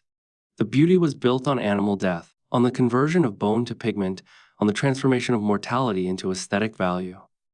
But the weird part gets weirder. Gold itself was sometimes mixed with other materials in ways that seem almost alchemical. Real gold leaf was expensive enough that illuminators would sometimes adulterate it with less precious metals or use what was called shell gold. Gold that had been hammered into powder, mixed with a binder, and dried into a form that could be painted. The advantage was that shell gold was cheaper and more flexible than gold leaf. Unreliable. The disadvantage was that it didn't have quite the same reflective quality. An illuminator choosing between gold leaf and shell gold was making an economic decision that directly affected the final appearance of the manuscript. Some of the most famous medieval manuscripts used materials that were essentially fraudulent by modern standards. A scribe or illuminator might tell his patron that the manuscript was decorated with genuine gold, when in fact cheaper substitutes were being used. The patron wouldn't necessarily know the difference. Once the manuscript was complete and being read by candlelight, the substitutions might be invisible. This created incentive for deception and created a market where authentication became important. How could you verify that a manuscript was truly decorated with gold versus an imitation? The inks themselves were often recipes that had been refined over generations. Different monasteries had different formulas. A famous scriptorial center might be known for its particular blacks, its particular golds, its particular reds often made from crushed insects, specifically kermes or cochineal, tiny bugs that produced brilliant red dye. These recipes were sometimes carefully guarded, passed down only to trusted apprentices. An illuminator's reputation might be built partly on the quality and consistency of his inks. What's genuinely fascinating is that some medieval illuminators were essentially chemists. They were experimenting with materials, testing different binders, mixing pigments in novel ways, trying to achieve effects that nobody had achieved before. The instruction manuals that survive, texts like the Mappae Clavicula or the Theophilus de Diversis Artibus, contain recipes that are remarkably detailed and experimental in tone. Try mixing this pigment with this binder and see what happens. Add more of this substance if you want a darker color. Apply heat to achieve this effect. Medieval illuminators were conducting material experiments. Some of the pigments they used were genuinely toxic mercury-based reds, lead whites, arsenic yellows. An illuminator working with these materials every day would be absorbing poisons into his body, through his skin, through dust inhalation, possibly through accidental ingestion. Some scholars have suggested that certain medieval illuminators suffered from heavy metal poisoning, unreliable, that the tremors or illnesses they experienced might have been caused by chronic exposure to toxic pigments. A manuscript decorated with beautiful colors might have literally cost the illuminator his health. Historians still argue about how aware medieval illuminators were of the toxicity of their materials. Some texts suggest awareness. Recipes include warnings about not breathing the dust or wearing protective gear. Others suggest that toxicity was simply accepted as part of the job, a cost of creating beauty. An illuminator might know that working with certain pigments was dangerous but accept the danger as necessary. He was creating something eternal, something that would carry God's word forward into the future. The personal cost was acceptable in the face of that greater purpose. What's undeniable is that medieval manuscripts were products of genuine material sophistication. The inks were carefully formulated. The pigments were expensive and sometimes dangerous. The decorations required skill, knowledge, and patience. And underneath the beauty, the gold leaf, the brilliant colors, the intricate designs, lay the charred remains of mice, the toxic dust of heavy metals, the embodied knowledge and sacrifice of people whose names we'll never know. As you sink deeper into sleep, imagine looking at an illuminated manuscript in candlelight, the text glowing softly, the gold leaf catching the flame and throwing it back, the blacks so deep they seem to contain infinity. Now imagine the process that created that building bones burning, pigments being ground, an illuminator breathing dust that would slowly poison him, working day after day to create something that would outlast him by centuries. Beauty built on hidden suffering. Art made from death. You're nearly asleep now, your body completely still, your breathing slow and deep. When a thought drifts across your consciousness, sleep itself. Medieval sleep, because the sleep you're experiencing right now, 8 hours of continuous unconsciousness, would have seemed strange, possibly unhealthy, to a medieval person. They slept differently. They organized their nights in a way that makes modern sleep specialists sit up and take notice, because medieval sleep patterns might actually be something our modern bodies are supposed to do. Most medieval people, according to historical records and accounts from the period, practiced what's called biphasic sleep. They slept in 2 distinct shifts. They go to bed around dusk or early evening, sleep for a few hours. This was called first sleep. Then wake in the middle of the night. During this waking period, which could last anywhere from a few minutes to a few hours, they'd do various things. Some would use the time for prayer or religious contemplation. Others would visit neighbors, engage in quiet gossip, or conduct household tasks. Then, after this middle period, they'd return to bed for second sleep, sleeping until morning. The evidence for this practice comes from multiple sources. Medical texts describe it as normal. Literature from the period mentions it casually, as it's obvious. A lover in a medieval poem might arrange to meet his beloved between first and second sleep. A housewife in a household manual is instructed on what tasks to accomplish during the waking hours. A monk's daily schedule explicitly includes time for sleep, then waking activity, then more sleep. This wasn't unusual or problematic.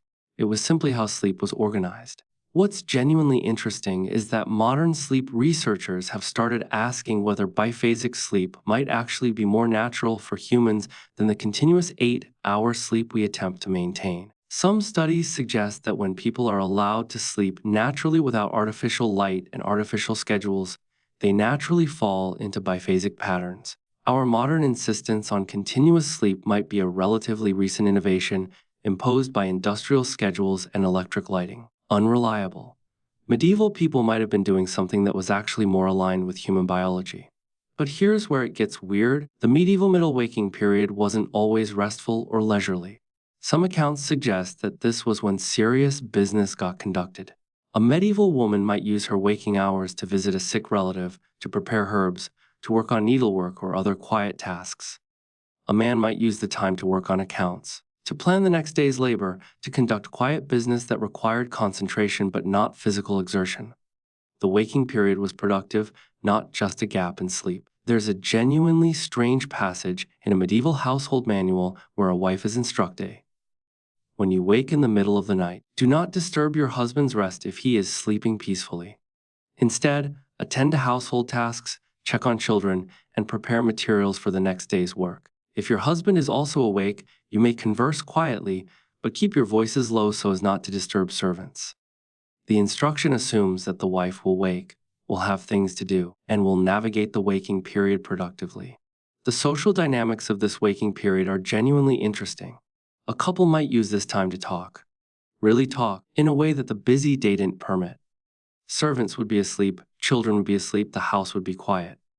It was, in some ways, couple time, but it was also time for individual tasks, for work, for the kind of quiet activity that doesn't require daylight. The medieval middle waking period was multifunctional: rest, socializing, work, and contemplation all blended together. What changed? Electric lighting primarily. Once artificial light became available, the rigid daytime schedule became possible. Work could be conducted at night.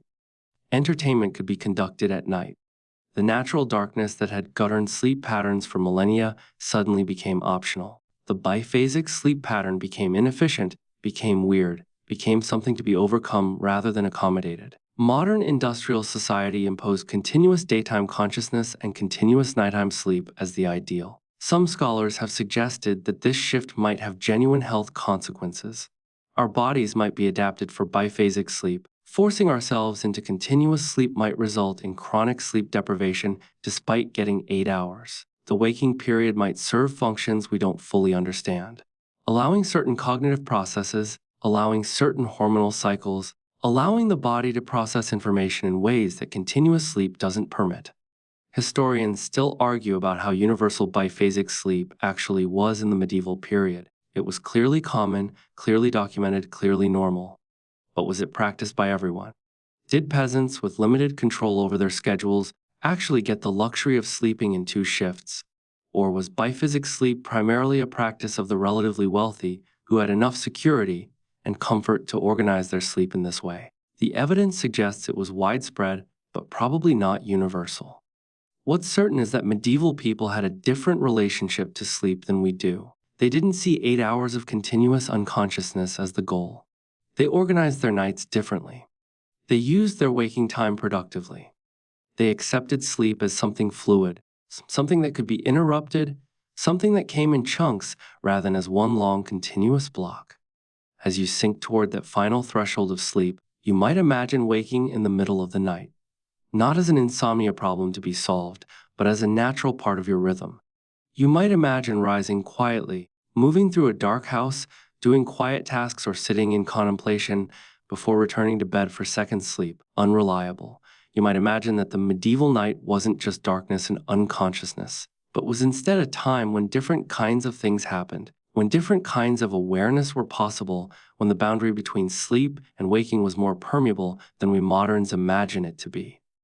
You're almost completely asleep now, hovering in that liminal space where dreams are starting to form when a sound reaches your laughter. Drunk laughter, and voices engaged in intense, passionate debate about something utterly absurd. You've drifted into a medieval tavern, and scholars are engaged in serious philosophical argument while being progressively more intoxicated. They're debating the nature of beer bubbles, the physics of fermentation, the geometry of foam, and they're treating it with the gravity that modern scholars might reserve for quantum mechanics. This actually happened, medieval scholars. University-trained men, educated in Latin and philosophy, would gather in taverns and engage in what we might call drunk philosophy. They'd have access to beer or wine, they'd drink, and as their inhibitions loosened and their thinking became less constrained by formal academic rules, they'd explore ideas that wouldn't be acceptable in the official university setting. Some of the most creative, most genuinely innovative thinking happened in these tavern sessions precisely because the formal rules of academic discourse were suspended. What makes this genuinely fascinating is that some of these tavern discussions were actually documented. A scholar would remember an interesting argument from a tavern session, reliable, write it down later, and it would become part of the scholarly record. Some medieval manuscripts contain passages that are explicitly marked as arguments heard in a tavern, or a clever thought while drinking, as if the author wanted to preserve the informal origin of the idea. These weren't considered disreputable sources. They were considered places where interesting thinking happened. The beer bubble physics discussions are a perfect example. A scholar notices that beer produces bubbles. He wonders, what are bubbles? How do they form? What's the relationship between the bubbles and the quality of the beer? In a formal university setting, these questions might not be considered serious philosophy. But in a tavern, with a beer in hand and a sympathetic audience, a scholar could explore the question seriously. He might develop theories about bubble formation. He might draw geometric diagrams in the spilled beer on the table. He might engage with other scholars' observations and build a kind of collective understanding. Some of these tavern theories were genuinely clever. One scholar proposed that the bubbles in beer were evidence that fermentation involved a kind of transformation of matter. That something invisible was happening inside the liquid, creating gas, creating bubbles, transforming grain into something different. This was actually not far from correct, though the scholar certainly didn't understand fermentation at the chemical level. But his observation was sharp. Something was being transformed. Something was happening that be seen but could but be observed through its effects. Bubbles. Another scholar argued, apparently seriously, that the quality of bubbles could be used to judge the quality of the beer. Small, uniform bubbles indicated good fermentation. Large, unregular bubbles indicated problems. This person might have been onto something. Bubble size can indicate fermentation quality. Or he might have just been making observations that happened to correlate with quality without understanding the underlying cause. Either way, he was engaging in empirical observation. What's genuinely weird is that some of these tavern discussions apparently influenced formal academic thinking. A scholar who developed an interesting argument while drunk might later incorporate it into formal academic writing. The tavern was thus a kind of creative laboratory, a space where thinking could be loose and experimental before being formalized and rigidified into academic doctrine. The bear was apparently facilitating thought rather than preventing it. There's a marvelous passage in a 14th century manuscript where a scholar describes a tavern discussion about the nature of drunkenness itself. The group apparently got progressively drunker while debating whether drunkenness impaired judgment or enhanced it. The manuscript records their increasingly incoherent arguments, apparently with some amusement. One scholar insisted that drunkenness was simply a different kind of clarity, that the drunk mind accessed truths that the sober mind couldn't reach. Another countered that this was obviously wrong, but then couldn't quite articulate why. The fact that this discussion was recorded suggests that someone found it genuinely interesting, worth preserving, even as a record of drunk confusion. Some university towns developed reputations for their particular tavern cultures. A town known for good beer or wine would attract scholars.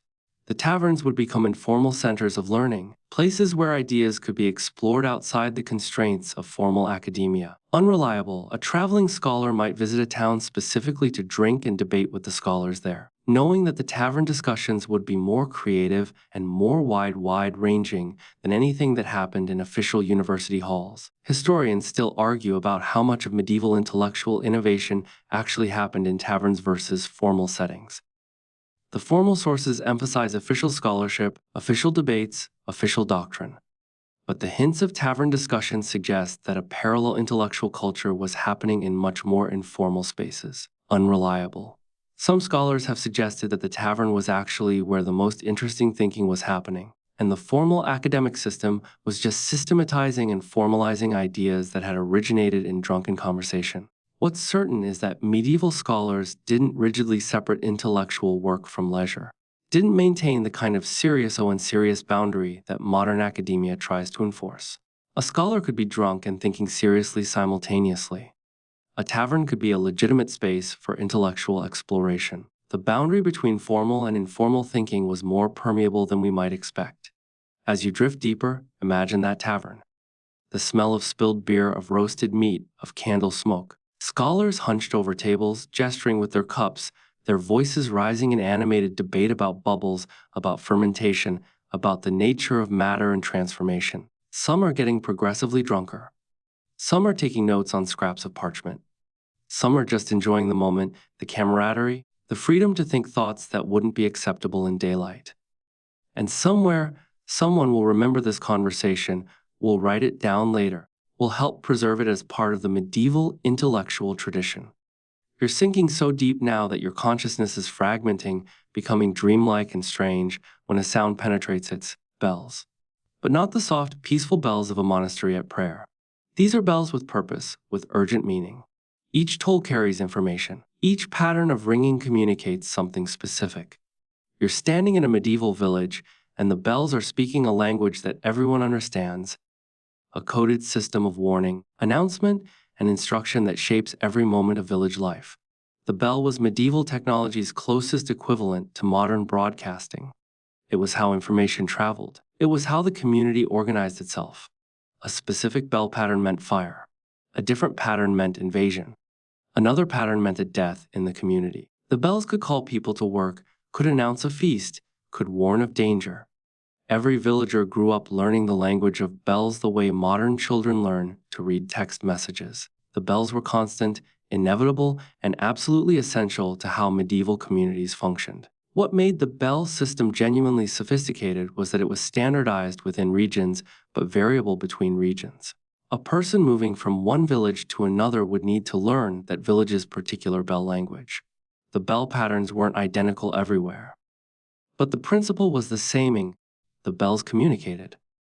The bell ringer was a person of importance, someone who'd been trained in the meanings of different patterns, someone who understood that ringing the wrong pattern at the wrong time could cause panic or confusion. The power dynamics of the bell system are genuinely interesting. Unreliable. Whoever controlled the bells controlled information flow. In most medieval villages, the church controlled the bells. They were mounted in the church tower, rung by the priest or his designated assistant. This meant the church controlled communication.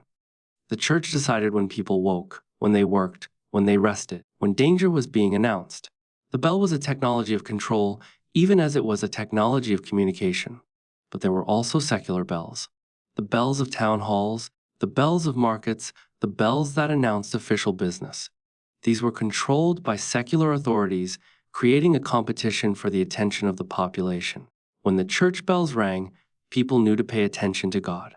When the town bells rang, people knew to pay attention to civic authority. The soundscape of a medieval village was thus a kind of political map, with different bells representing different powers trying to command attention and obedience. There's a genuinely weird aspect to this: the bells were loud. They were really loud. A church bell could be heard from miles away. This means that bell language wasn't just for the village itself. Neighboring villages could hear the bells, could interpret them, could know that something was happening in the neighboring community. A pattern of urgent ringing could be heard across multiple villages, creating a kind of distributed communication network. If one village detected fire, the bells would ring, and neighboring villages would hear those bells and know to prepare, to send help, to organize a response. Some medieval towns apparently developed quite elaborate bell languages. A town might have multiple bells in the same tower, each rung in different patterns to convey different information. A slow, regular ringing meant normal daily work. Fast ringing meant urgency. Ringing two bells in alternation meant something different from ringing a single bell repeatedly. The system could theoretically convey quite a lot of information, though the information would necessarily be fairly limited and standardized. The rhythm of village life was literally structured around the bells. Bells woke people, bells called them to work. Bells marked meal times. Bells announced the arrival of important people, the beginning of markets, the approach of danger. A person in a medieval village was constantly aware of the bells, constantly listening, constantly interpreting. The soundscape was a form of infrastructure, as essential to the functioning of the community as roads or water sources. What's genuinely unsettling about the bell system, from a modern perspective, is how totalizing it was. You couldn't opt out. You couldn't ignore the bells. If you were in a village, you were within the reach of the bell's sound, and you were expected to understand its meaning and respond appropriately. The bell structured time, structured behavior, structured how you organized your day. Modern people have some autonomy over their schedules, their routines, their daily structure. Medieval people had the bells, which took a lot of that autonomy away. Some scholars have suggested that the transition from bell time to clock time was one of the fundamental shifts from medieval to modern consciousness. Bells communicated meaning. This ringing means work, this ringing means danger, this ringing means prayer. Clocks communicated abstract time. It is now 3 o'clock, regardless of what's happening. As mechanical clocks became more common, as the ability to measure precise time became more widespread, the bell's role changed. It became less about meaning and more about marking abstract time. The loss was real. The bells had communicated through rhythm and pattern, through meaningful signals. Clocks communicated through numbers, through abstract measurement. Historians still argue about how much the bell system actually shaped medieval consciousness, how deeply it penetrated people's awareness, how much they internalized the patterns and meanings. But the evidence is clear that bells were important, that they were listened to, that they shaped daily life. A person growing up in a medieval village would hear thousands of bell ringings, would internalize the meanings, would organize their life around the bell's voice. As you sink toward the final threshold of sleep, imagine that soundscape. The bells in the distance, their tolls carrying meaning, structuring time, communicating danger or normalcy or celebration.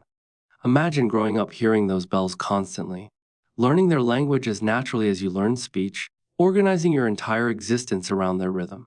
The bells as the voice of authority, of community, of order. The bells as technology and as poetry, as infrastructure and as meaning-making, all simultaneously. You're nearly gone now, consciousness fragmenting into dream logic when a taste appears on your tongue. Bitter, metallic, terrifying. You're in a French village, and people around you are hallucinating. Some are dancing uncontrollably, their bodies moving against their will. Others are seeing things that aren't there. Children are screaming, and nobody understands why. The cause is bread. Rye bread. Contaminated with a fungus that's creating a chemical closer to LSD than anything else medieval people could have encountered. And this is ergot poisoning, and it's turning an entire village into a nightmare. Ergot is a fungus that grows on rye and other grains, particularly in cool, wet conditions.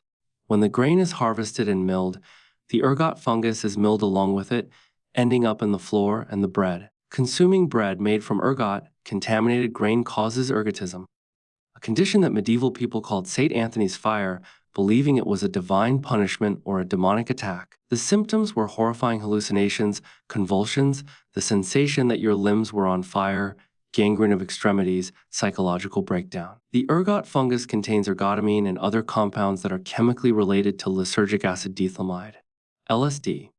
A medieval person consuming ergot-contaminated bread was essentially ingesting a medieval version of a hallucinogenic drug, except without any understanding of what was happening or why. From their perspective, they were eating normal bread, and then people around them, sometimes entire villages, were going mad. The only explanation that made sense was divine or demonic intervention. There are documented instances where ergot poisoning swept through regions, affecting hundreds or thousands of people simultaneously. A particularly famous outbreak happened in France in 1089, where the disease was so widespread and so visible that it became a major historical event. People were hallucinating collectively.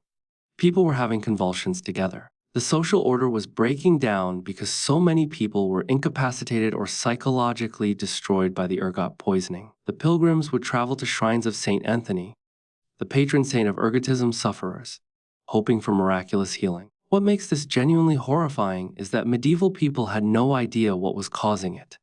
They didn't know about fungal contamination. They didn't know about ergotamine. They didn't know that the problem was in the bread. Some physicians suspected that contaminated grain was involved, but the evidence wasn't clear, the understanding wasn't certain, and the ability to prevent the problem was limited. A wet year meant more ergot in the grain. There was no good way to prevent this. There was no cure once it happened. Some scholars have suggested that ergot poisoning might have been more common than historical records indicate. Every village that had a bad grain harvest, every year with wet conditions, created the possibility of ergot contamination. Some outbreaks would have been localized, affecting a single village or family, not significant enough to be recorded in chronicles. Others would have been massive, affecting regions, becoming historical events. The ones that were recorded are probably just the tip of the iceberg. Medieval people might have been regularly exposed to low-level ergot contamination, experiencing mild hallucinations, minor convulsions, psychological disturbance, and attributing it all to divine or demonic forces. Unreliable. There's a genuinely unsettling theory that some of the witch hunts of the medieval and early modern periods might have been ergot poisoning in disguise. When people in a village started hallucinating, started having convulsions, started behaving strangely, someone had to be blamed. An old woman who was already unpopular, already marginalized, became the obvious target. She was accused of witchcraft. She was punished. And the ergot poisoning continued because nobody understood the actual cause, because the solution wasn't to execute a woman but to avoid eating contaminated grain. Some historians have seriously proposed that the Salem witch trials in colonial America might have been triggered by ergot poisoning in the grain supplies. The girls who reported being bewitched were experiencing symptoms consistent with ergotism. Hallucinations, convulsions, the sensation of being attacked by invisible forces. If the grain supplies had been contaminated with ergot, the entire witch phenomenon might have had a purely chemical explanation. The accusations were real. The symptoms were real. The cause was a fungus, not witchcraft. Historians still debate how widespread ergot poisoning actually was, how much it shaped medieval experience, how much it contributed to the religious fervor and the belief in supernatural forces that characterized the period. But the evidence is clear that it happened, that it was terrifying, that it shaped how people understood their world. A village experiencing ergot poisoning would genuinely seem to be under divine or demonic attack. The symptoms were real, the terror was justified, the explanation was just wrong. What's genuinely disturbing is that ergot poisoning is easily preventable with modern knowledge. You check your grain for ergot contamination, you discard contaminated grain, problem solved.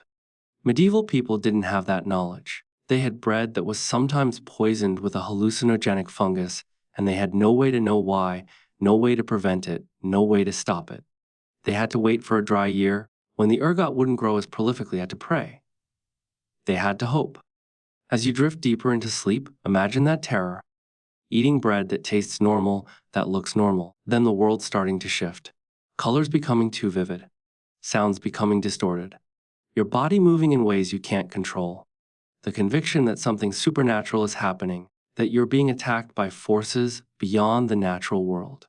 The complete absence of any framework for understanding what's really occurring. The conviction that it must be God or the devil, because what else could it possibly be? You're floating in deep sleep now, barely aware of your own existence, when the sky above you lights up. Fire falls from heaven. Stones burning, descending from the darkness above. You're witnessing a meteor shower, and around you, medieval monks are frantically recording what they're seeing, interpreting it, debating whether angels are shedding their armor or whether the sky itself is breaking apart. This is medieval astronomy meeting medieval theology, and the result is genuinely fascinating confusion. Medieval people didn't understand meteors. They didn't have the scientific framework to explain what was happening when stones fell from the sky trailing fire. So they developed alternative explanations. Some believed that meteors were pieces of the celestial spheres, the invisible crystalline spheres that medieval cosmology believed surrounded the Earth. These spheres occasionally shattered or pieces broke off, and those pieces fell. Other people believed that meteors were divine signs, that God was sending messages through the sky, that the falling stones meant something, that the universe was communicating. The most creative explanation came from those who believed that meteors were pieces of angelic armor. Angels, the theory went, fought constant battles in the heavens that humans couldn't see. When an angel's armor was damaged in these celestial wars, pieces fell to Earth. A meteor shower wasn't just a natural phenomenon, it was evidence of cosmic warfare. It meant that something significant was happening in the spiritual realm. The fact that you could see the evidence falling from the sky made it real, made it visible, made it undeniable. Monastic chroniclers would record meteor showers with great seriousness. They'd describe the date, the time, the number of stones, or their best estimate of the number, the direction they came from, the colors of the fire. Some chroniclers would add interpretive commentary, this surely portends some great change in Christendom. Or, the battles of angels grow more fierce. The monks were trying to read the sky like a text, trying to decode meaning from natural phenomena that they couldn't explain. What's genuinely interesting is that medieval astronomers, university-trained scholars who understood the mathematics of the celestial spheres, had to reconcile their mathematical models with the observed phenomena of meteors. If the celestial spheres were perfect, unchanging, eternal, how could pieces of them fall? Some astronomers proposed that meteors were actually sublunary phenomena. They formed in the atmosphere below the moon, not in the celestial spheres themselves. This preserved the perfection of the heavens while explaining why stones fell from the sky. But this created a new problem. If meteors formed in the atmosphere, what were they made of? Medieval science proposed various answers. They might be exhalations from the Earth, heated by the movement of celestial spheres above that spontaneously ignited. Unreliable. They might be pieces of clouds that had somehow become combustible. They might be the physical manifestation of angelic battles, with the stones being supernatural matter that fell to Earth when angels were defeated in their aerial combats. One genuinely clever medieval astronomer proposed that meteors were pieces of matter that had escaped the sublunary realm and were trying to return to their proper place in the celestial spheres. They were, in his theory, fragments of matter that belonged in the heavens but had somehow ended up in the earthly realm. When conditions were right, they'd spontaneously ignite and fly upward, trying to return home.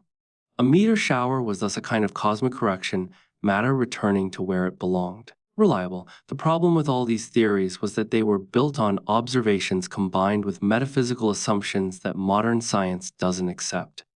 Medieval people were looking at meters and trying to fit them into a worldview where the universe was perfect, eternal, unchanging except for the predetermined cycles of celestial motion.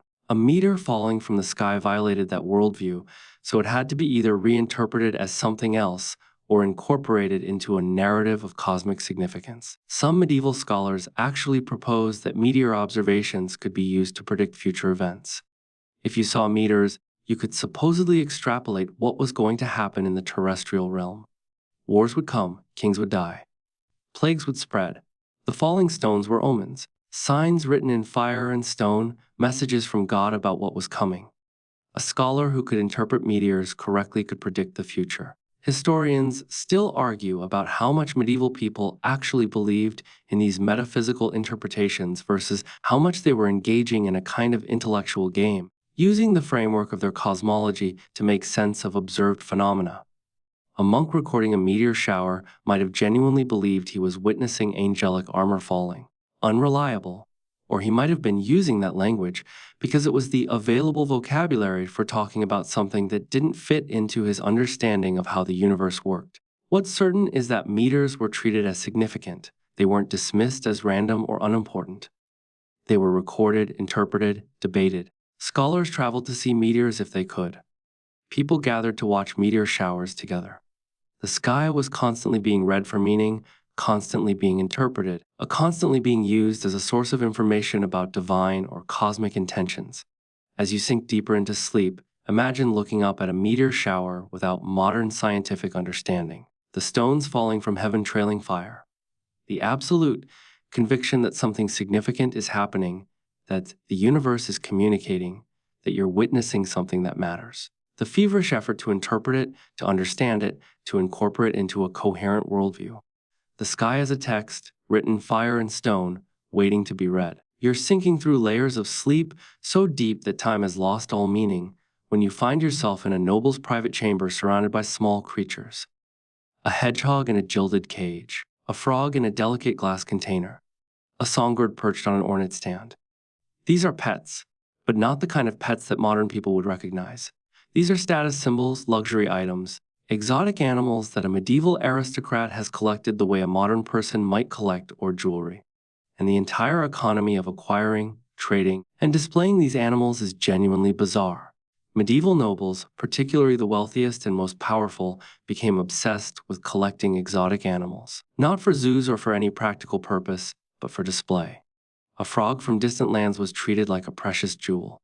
A hedgehog was a prestige item. A rare songbird could be worth a small fortune. The animals were kept in elaborate cages, in special chambers, sometimes even in heated rooms during winter. Unreliable, they were displayed to guests as proof of the owner's wealth, taste, and connections to distant places. What makes this genuinely interesting is that it was a form of conspicuous consumption disguised as a kind of natural philosophy. A noble who collected exotic animals could claim that he was interested in understanding God's creation, in studying the diversity of nature, in expanding human knowledge. He was thus elevated his consumption from mere vanity to intellectual pursuit. The animals weren't just status symbols, they were evidence of the collector's education and sophistication. But the reality was probably messier.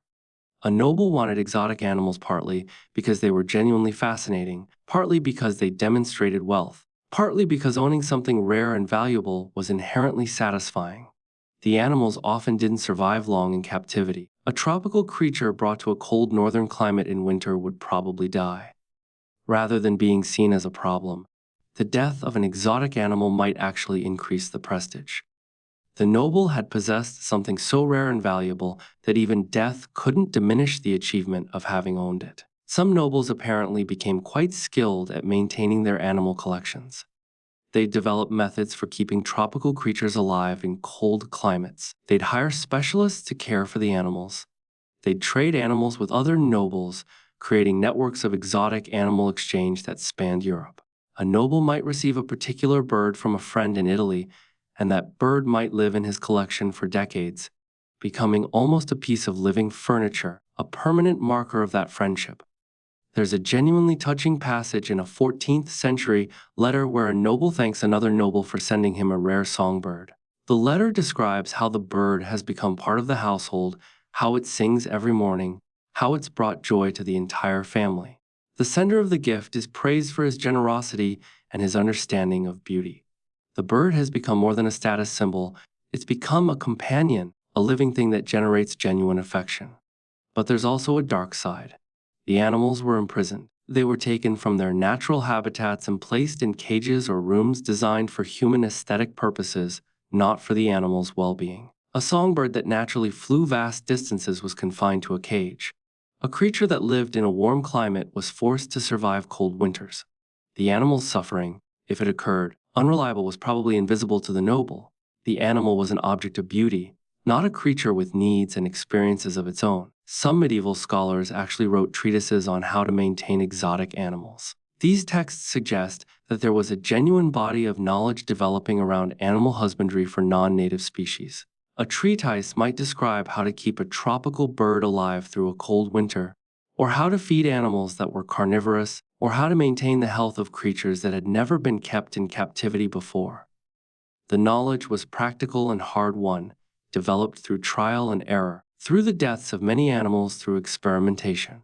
The trade in exotic animals also created economic incentives for exploration and contact with distant regions. If a merchant could bring bear animals to sell to European nobles, he could make enormous profits. This created a kind of proto-colonial dynamic where traders would seek out animals in distant lands, capture them, transport them across vast distances, and sell them to wealthy Europeans.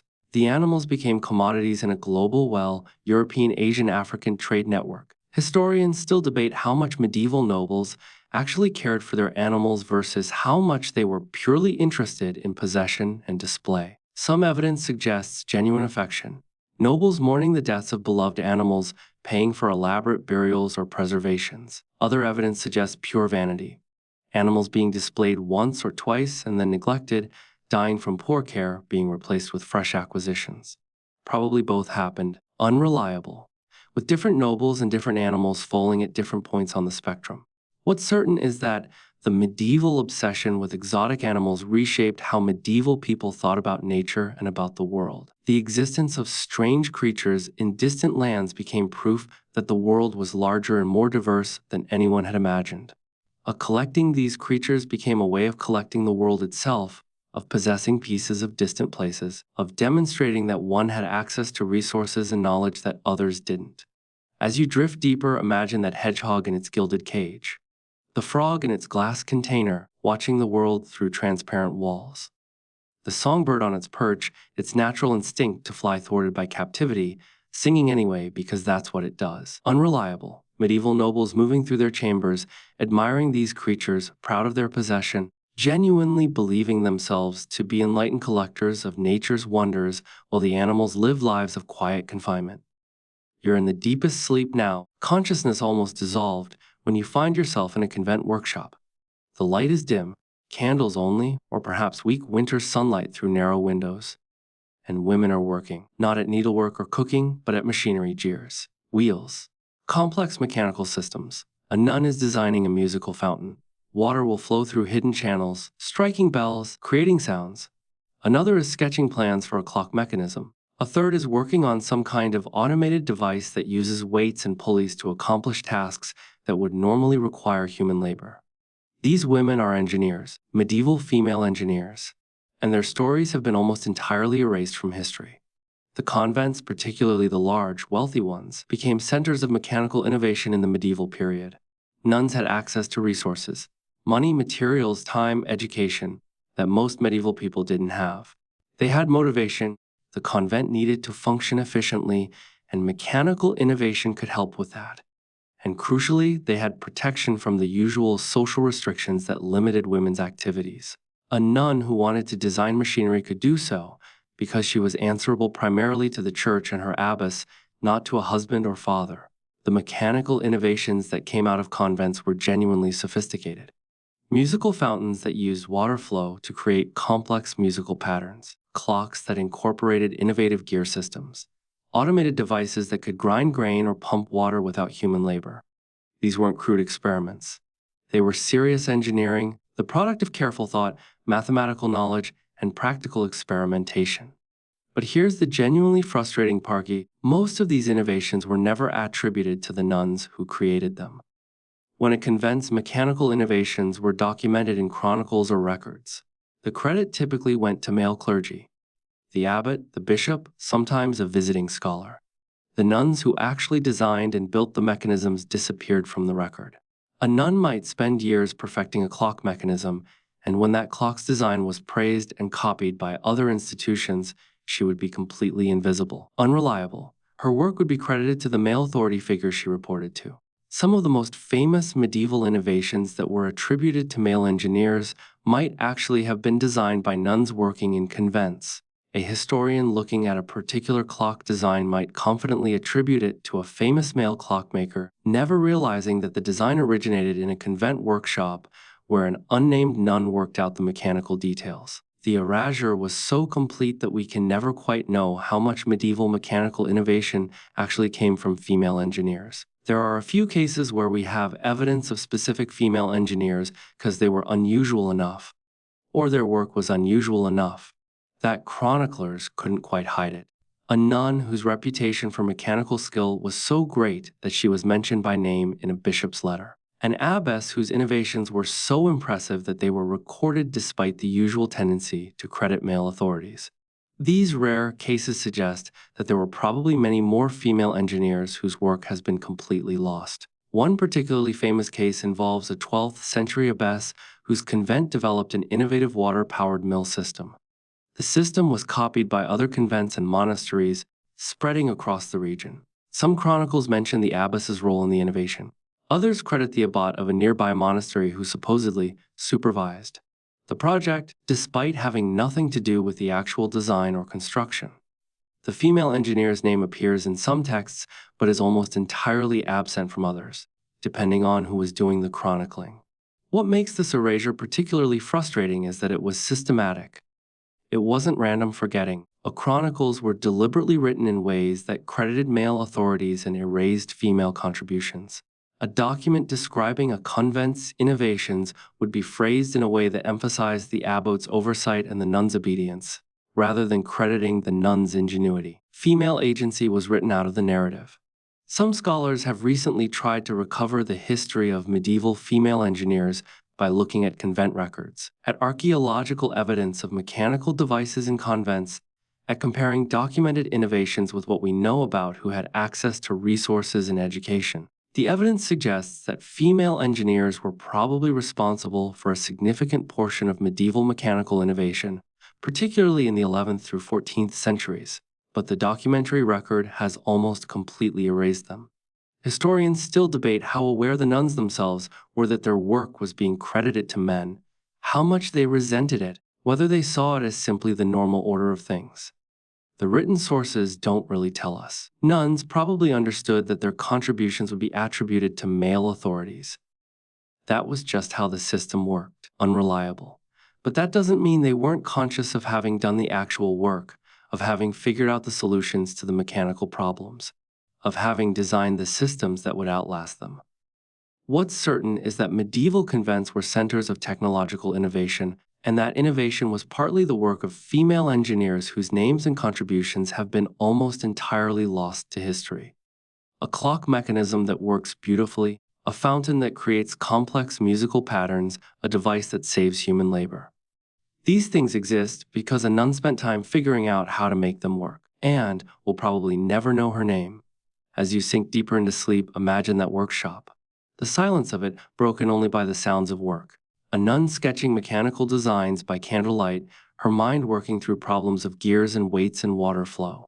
Her hands building prototypes, her innovations spreading to other institutions, improving the lives of people she'd never meet. And her name, recorded carefully in the convent records, disappearing from history almost immediately, credited instead to a man who signed his name to her work. You're in the absolute depths of sleep now, hovering in that place where consciousness barely exists when whispers reach you. Urgent whispers, conspiracy. Garlic. You're in a medieval village, and there's a rumor spreading. Garlic wards off plague. Garlic protects against taxes. Garlic is magic. The rumor starts with peasants, spreads through markets, becomes accepted as truth. And then the rulers notice, and they're furious. Because if peasants believe garlic protects them, they might stop obeying, might stop fearing, might start believing they have agency in their own survival. This actually happened. Medieval peasants, facing plague and facing arbitrary taxation and facing a world that seemed completely beyond their control, latched onto the belief that garlic had protective and possibly even rebellious properties. The belief wasn't entirely irrational. Garlic does have antimicrobial properties, and a peasant who ate garlic might have had slightly better health outcomes. But the belief became exaggerated, became magical, became a kind of folk resistance to the helplessness of the medieval condition. What made garlic particularly interesting as a folk remedy was that it was cheap. A peasant who couldn't afford expensive physicians or elaborate medical treatments could grow garlic in a small garden or purchase it in a market for minimal cost. Garlic was thus democratized medicine. Everyone could afford it, everyone could access it, everyone could believe in its protective powers. This made it genuinely threatening to the medical establishment, which derived its power and prestige from controlling access to expensive treatments. Some peasants apparently went beyond simply believing garlic was protective and started making explicit claims that garlic could prevent taxation. If you wore garlic, ate garlic, carried garlic, unreliable, you were protected not just from plague but from the tax collector's authority. The logic was magical rather than practical. There was no actual mechanism by which garlic could prevent taxation. But in a world where authority seemed arbitrary and disease seemed supernatural, magical logic was sometimes all you had. The ruler's response was to attempt to suppress the garlic belief. Some nobles issued edicts against the wearing or consumption of garlic. Some clergy preached sermons arguing that garlic was a false hope, that relying on garlic instead of proper medical treatment or prayer was sinful. The suppression was probably counterproductive. Nothing makes a belief more attractive than official attempts to ban it. But the fact that rulers felt threatened enough to attempt suppression suggests that the garlic belief was genuinely widespread and genuinely concerning to those in power. What's genuinely fascinating is that the anti-garlic campaigns might actually have been the first public health disinformation campaigns. Rulers and physicians were essentially saying, "Don't believe in garlic." Not because garlic was ineffective, but because accepting the garlic belief meant accepting that common people could protect themselves without expert help. If garlic worked, people didn't need physicians. If garlic worked, people didn't need to fear plague and thus didn't need to obey their rulers out of fear. The suppression of the garlic belief was thus a defense of institutional power. Some medieval chronicles actually record the garlic conspiracy theories that developed. Unreliable rumors that nobles were deliberately preventing peasants from accessing garlic, keeping the protective herb for themselves. Rumors that physicians were deliberately spreading plague to ensure that people would need expensive medical treatment. Rumors that the church was secretly allowing plague to spread as punishment for sin, but would relent if people paid enough in tithes and donations. The garlic belief was thus part of a larger structure of folk resistance and folk explanation. One genuinely interesting aspect is that some peasant communities apparently developed quite elaborate garlic-based protective rituals. They'd string garlic bulbs together, create garlic wreaths to hang in doorways, develop specific practices for wearing or consuming garlic at particular times. The rituals gave people a sense of agency, a feeling that they were doing something to protect themselves. Whether the garlic actually helped is beside the point. The psychological benefit of feeling like you were taking action in the face of plague was probably significant. There's a marvelous passage in one medieval chronicle where the author, apparently an educated cleric, expresses bewilderment at the peasants' garlic belief. He notes that educated people know that plague comes from corrupted air and imbalanced humors, and that the proper treatment is bloodletting and herbal medicines. Yet the peasants insist on garlic, and some of them survive plague while educated people following proper medical procedures die. The author suggests this is coincidence or luck or deviable. Anything but evidence that garlic might actually be effective. Historians still debate how much of the garlic belief was genuine folk medicine based on observation and experience, and how much was magical thinking, superstition, or collective delusion. But the evidence is clear that the belief was widespread, that it was taken seriously by peasants and suppressed seriously by authorities, and that it represents a moment where common people attempted to create their own explanation for plague and their own defensive strategy. What's undeniable is that the garlic conspiracy shows medieval peasants as agents rather than passive victims. They weren't simply accepting plague as divine punishment. They were developing explanations, creating remedies, resisting the authority of both church and medicine by believing in something that was accessible to them, cheap, and within their control. The fact that the remedy probably didn't work in the way they believed is less important than the fact that they were attempting to take agency in their own survival. As you drift deeper, imagine that belief. The conviction that garlic protects you. The small act of wearing it, of consuming it, of hanging it in your home. The feeling that you're doing something, that you have some control, that you're not simply passive in the face of inexplicable death. The authority figures telling you the belief is false, which somehow makes you believe it more strongly. Garlic as resistance. Garlic as hope. Garlic as the last assertion of peasant agency in a world designed to deny it. You're at the absolute threshold now, hovering in that final moment before complete sleep takes you when you find yourself in a grand hall. Tables laden with food. Meat, bread, wine, pastries, delicacies. And the feasting never stops. A noble family sits at the tables, eating, drinking, being served constantly. But outside the windows, the fields are rotting. The harvest is failing. People are starving. And inside the hall, the feast continues endless, a performance that must be maintained at all costs, because stopping would mean acknowledging a terrible truth. This is the paradox of medieval noble life, the feast as both celebration and compulsion. A noble family was expected to feast lavishly, to demonstrate abundance, to show that their power translated into material wealth. But the feast was also a trap. Once you began feasting, you had to continue. Stopping would suggest weakness, suggest that resources were limited, suggest that the noble's authority was failing. So the feast became performative, became ritualized, it became something that had to continue even when the rational choice would have been to stop. The logistics of maintaining a continuous feast were genuinely complicated. Food had to be constantly prepared. Entertainment had to be constantly provided. Servants had to be constantly available. All of this required resources, required planning, required a complete reorganization of the household around the single goal of maintaining the appearance of endless abundance. A feast that lasted days or weeks required coordination on a massive scale. Unliable. What makes this genuinely disturbing is that the feast often continued while the surrounding region was experiencing food scarcity. A noble family feasting while peasants starved wasn't just displaying wealth. It was displaying a kind of willful disconnection from reality. The noble was performing abundance while surrounded by scarcity, maintaining a fiction while the real world contradicted that fiction at every moment. Some nobles apparently became trapped in the feast, unable to stop, unable to acknowledge that the performance needed to end. A noble who hosted an endless feast was demonstrating his power and wealth, but he was also spending down his resources at an unsustainable rate. Eventually, the feast would have to end, but ending it would be admitting failure. So some nobles continued feasting even as their resources depleted, even as their power waned, maintaining the performance until collapse became inevitable. There are accounts of noble families who bankrupted themselves through feasting. A lord would host a feast to celebrate a victory, or to impress a visiting dignitary, or simply to maintain his reputation. The feast would be so elaborate, so expensive, that it would consume significant resources. But stopping after one feast would diminish the lord's prestige. So he'd host another, and another, until eventually the resources ran out entirely, and the lord found himself financially ruined, his power destroyed not by military defeat, but by the performative demands of nobility. The feast also served a political function. A lord who could host an elaborate feast was displaying his ability to command resources, his ability to feed his followers, his ability to maintain order and abundance. A peasant attending the feast would presumably feel reassured.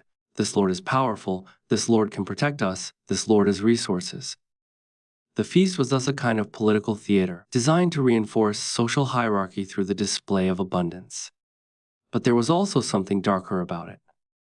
The feast was a space where the normal rules were suspended. Servants would be fed from the Lord's table. Entertainment would blur the lines between performer and audience. The hierarchies that structured medieval life would become temporarily fluid, and then would snap back into place when the feast ended. This oscillation between normal order and temporary reversal might have served a social function, allowing people to experience an alternative organization of society before returning to the rigid hierarchy they normally inhabited. Some medieval writers actually described the feast as a kind of necessary excess. They argued that a lord was obligated to feast lavishly, to demonstrate his power, to use his resources in ways that seemed wasteful by practical standards but were essential by social standards. This created a genuine tension. The lord knew that feasting was wasteful, but he also knew that not feasting was impossible if he wanted to maintain his status. There are accounts of noble families planning feasts months in advance, organizing every detail, sometimes going into debt to make the feast possible. A single feast might involve the expenditure of resources that could have fed a village for a year. But the feast had to happen because status and power were understood through the display of material abundance. A noble who didn't feast was a noble whose power was questioned. Historians still argue about how much the feasting culture of the medieval nobility contributed to their eventual decline. How much it destabilized medieval society by creating excessive wealth inequality and unsustainable consumption patterns. But it's clear that the feast was central to how noble power was exercised, understood, and maintained. The feast was the performance that made nobility visible, tangible, undeniable. What's certain is that the feast, endless, elaborate, compulsive, represents a fundamental aspect of medieval psychology. The need to perform power, to display abundance, to maintain a fiction of endless resources even while the real world suggested that resources were limited. The noble family feasting while the fields rotted outside was living in a kind of conscious denial, performing a role that required ignoring reality. As you sink into the final depths of sleep, the narration slows. Your breath becomes deeper. The images grow softer, less defined. You drift back through the medieval world one last time. The chickens and the toothed worms, the shrouds and the wine, the vellum and the perfumes, the treadwheels and the insect music, the chastity myths and the incorrupt saints, the bathwater and the inks, the biphasic sleep and the drunken philosophers, the bells and the ergot, the meters and the animals, the hidden engineers and the garlic beliefs.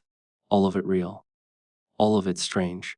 All of it human beings trying to make sense of a world that was fundamentally mysterious to them, using the tools and frameworks they had available, sometimes succeeding brilliantly, sometimes failing catastrophically, always earnestly attempting to survive and flourish in circumstances they barely understood. The feast continues in the great hall. The fields rot outside. The noble family eats and drinks, performing abundance, maintaining the fiction, unable to stop. Tomorrow might bring change. Tomorrow might bring collapse. But tonight, the feast continues. The performance holds. The lights flicker in the darkness. And somewhere, someone is still trying to understand it all, writing it down, preserving it, hoping that future generations might learn something from the strange and beautiful and terrible complexity of being alive in medieval times. Now, let your eyes close completely. Let your body relax fully. The journey through medieval strangeness is complete. You've traveled through 1,000 years of human ingenuity and confusion, witnessed the collision between science and superstition, watched ordinary people navigate an extraordinary world. Sleep now, deeply, peacefully. The medieval night surrounds you. The bells have stopped ringing, the torches have burned low, the great hall has finally fallen silent. In that silence, in that darkness, you rest. Dream of chickens and saints, of musicians imitating insects, of nuns building clocks no one will credit them with, of peasants believing in garlic's power to protect them from forces beyond their understanding. These stories are yours now. They'll drift with you through the night, shaping your dreams, reminding you that history is not distant or dead. It's alive in every strange human attempt to make meaning, to survive, to matter. Sleep well. You've earned it.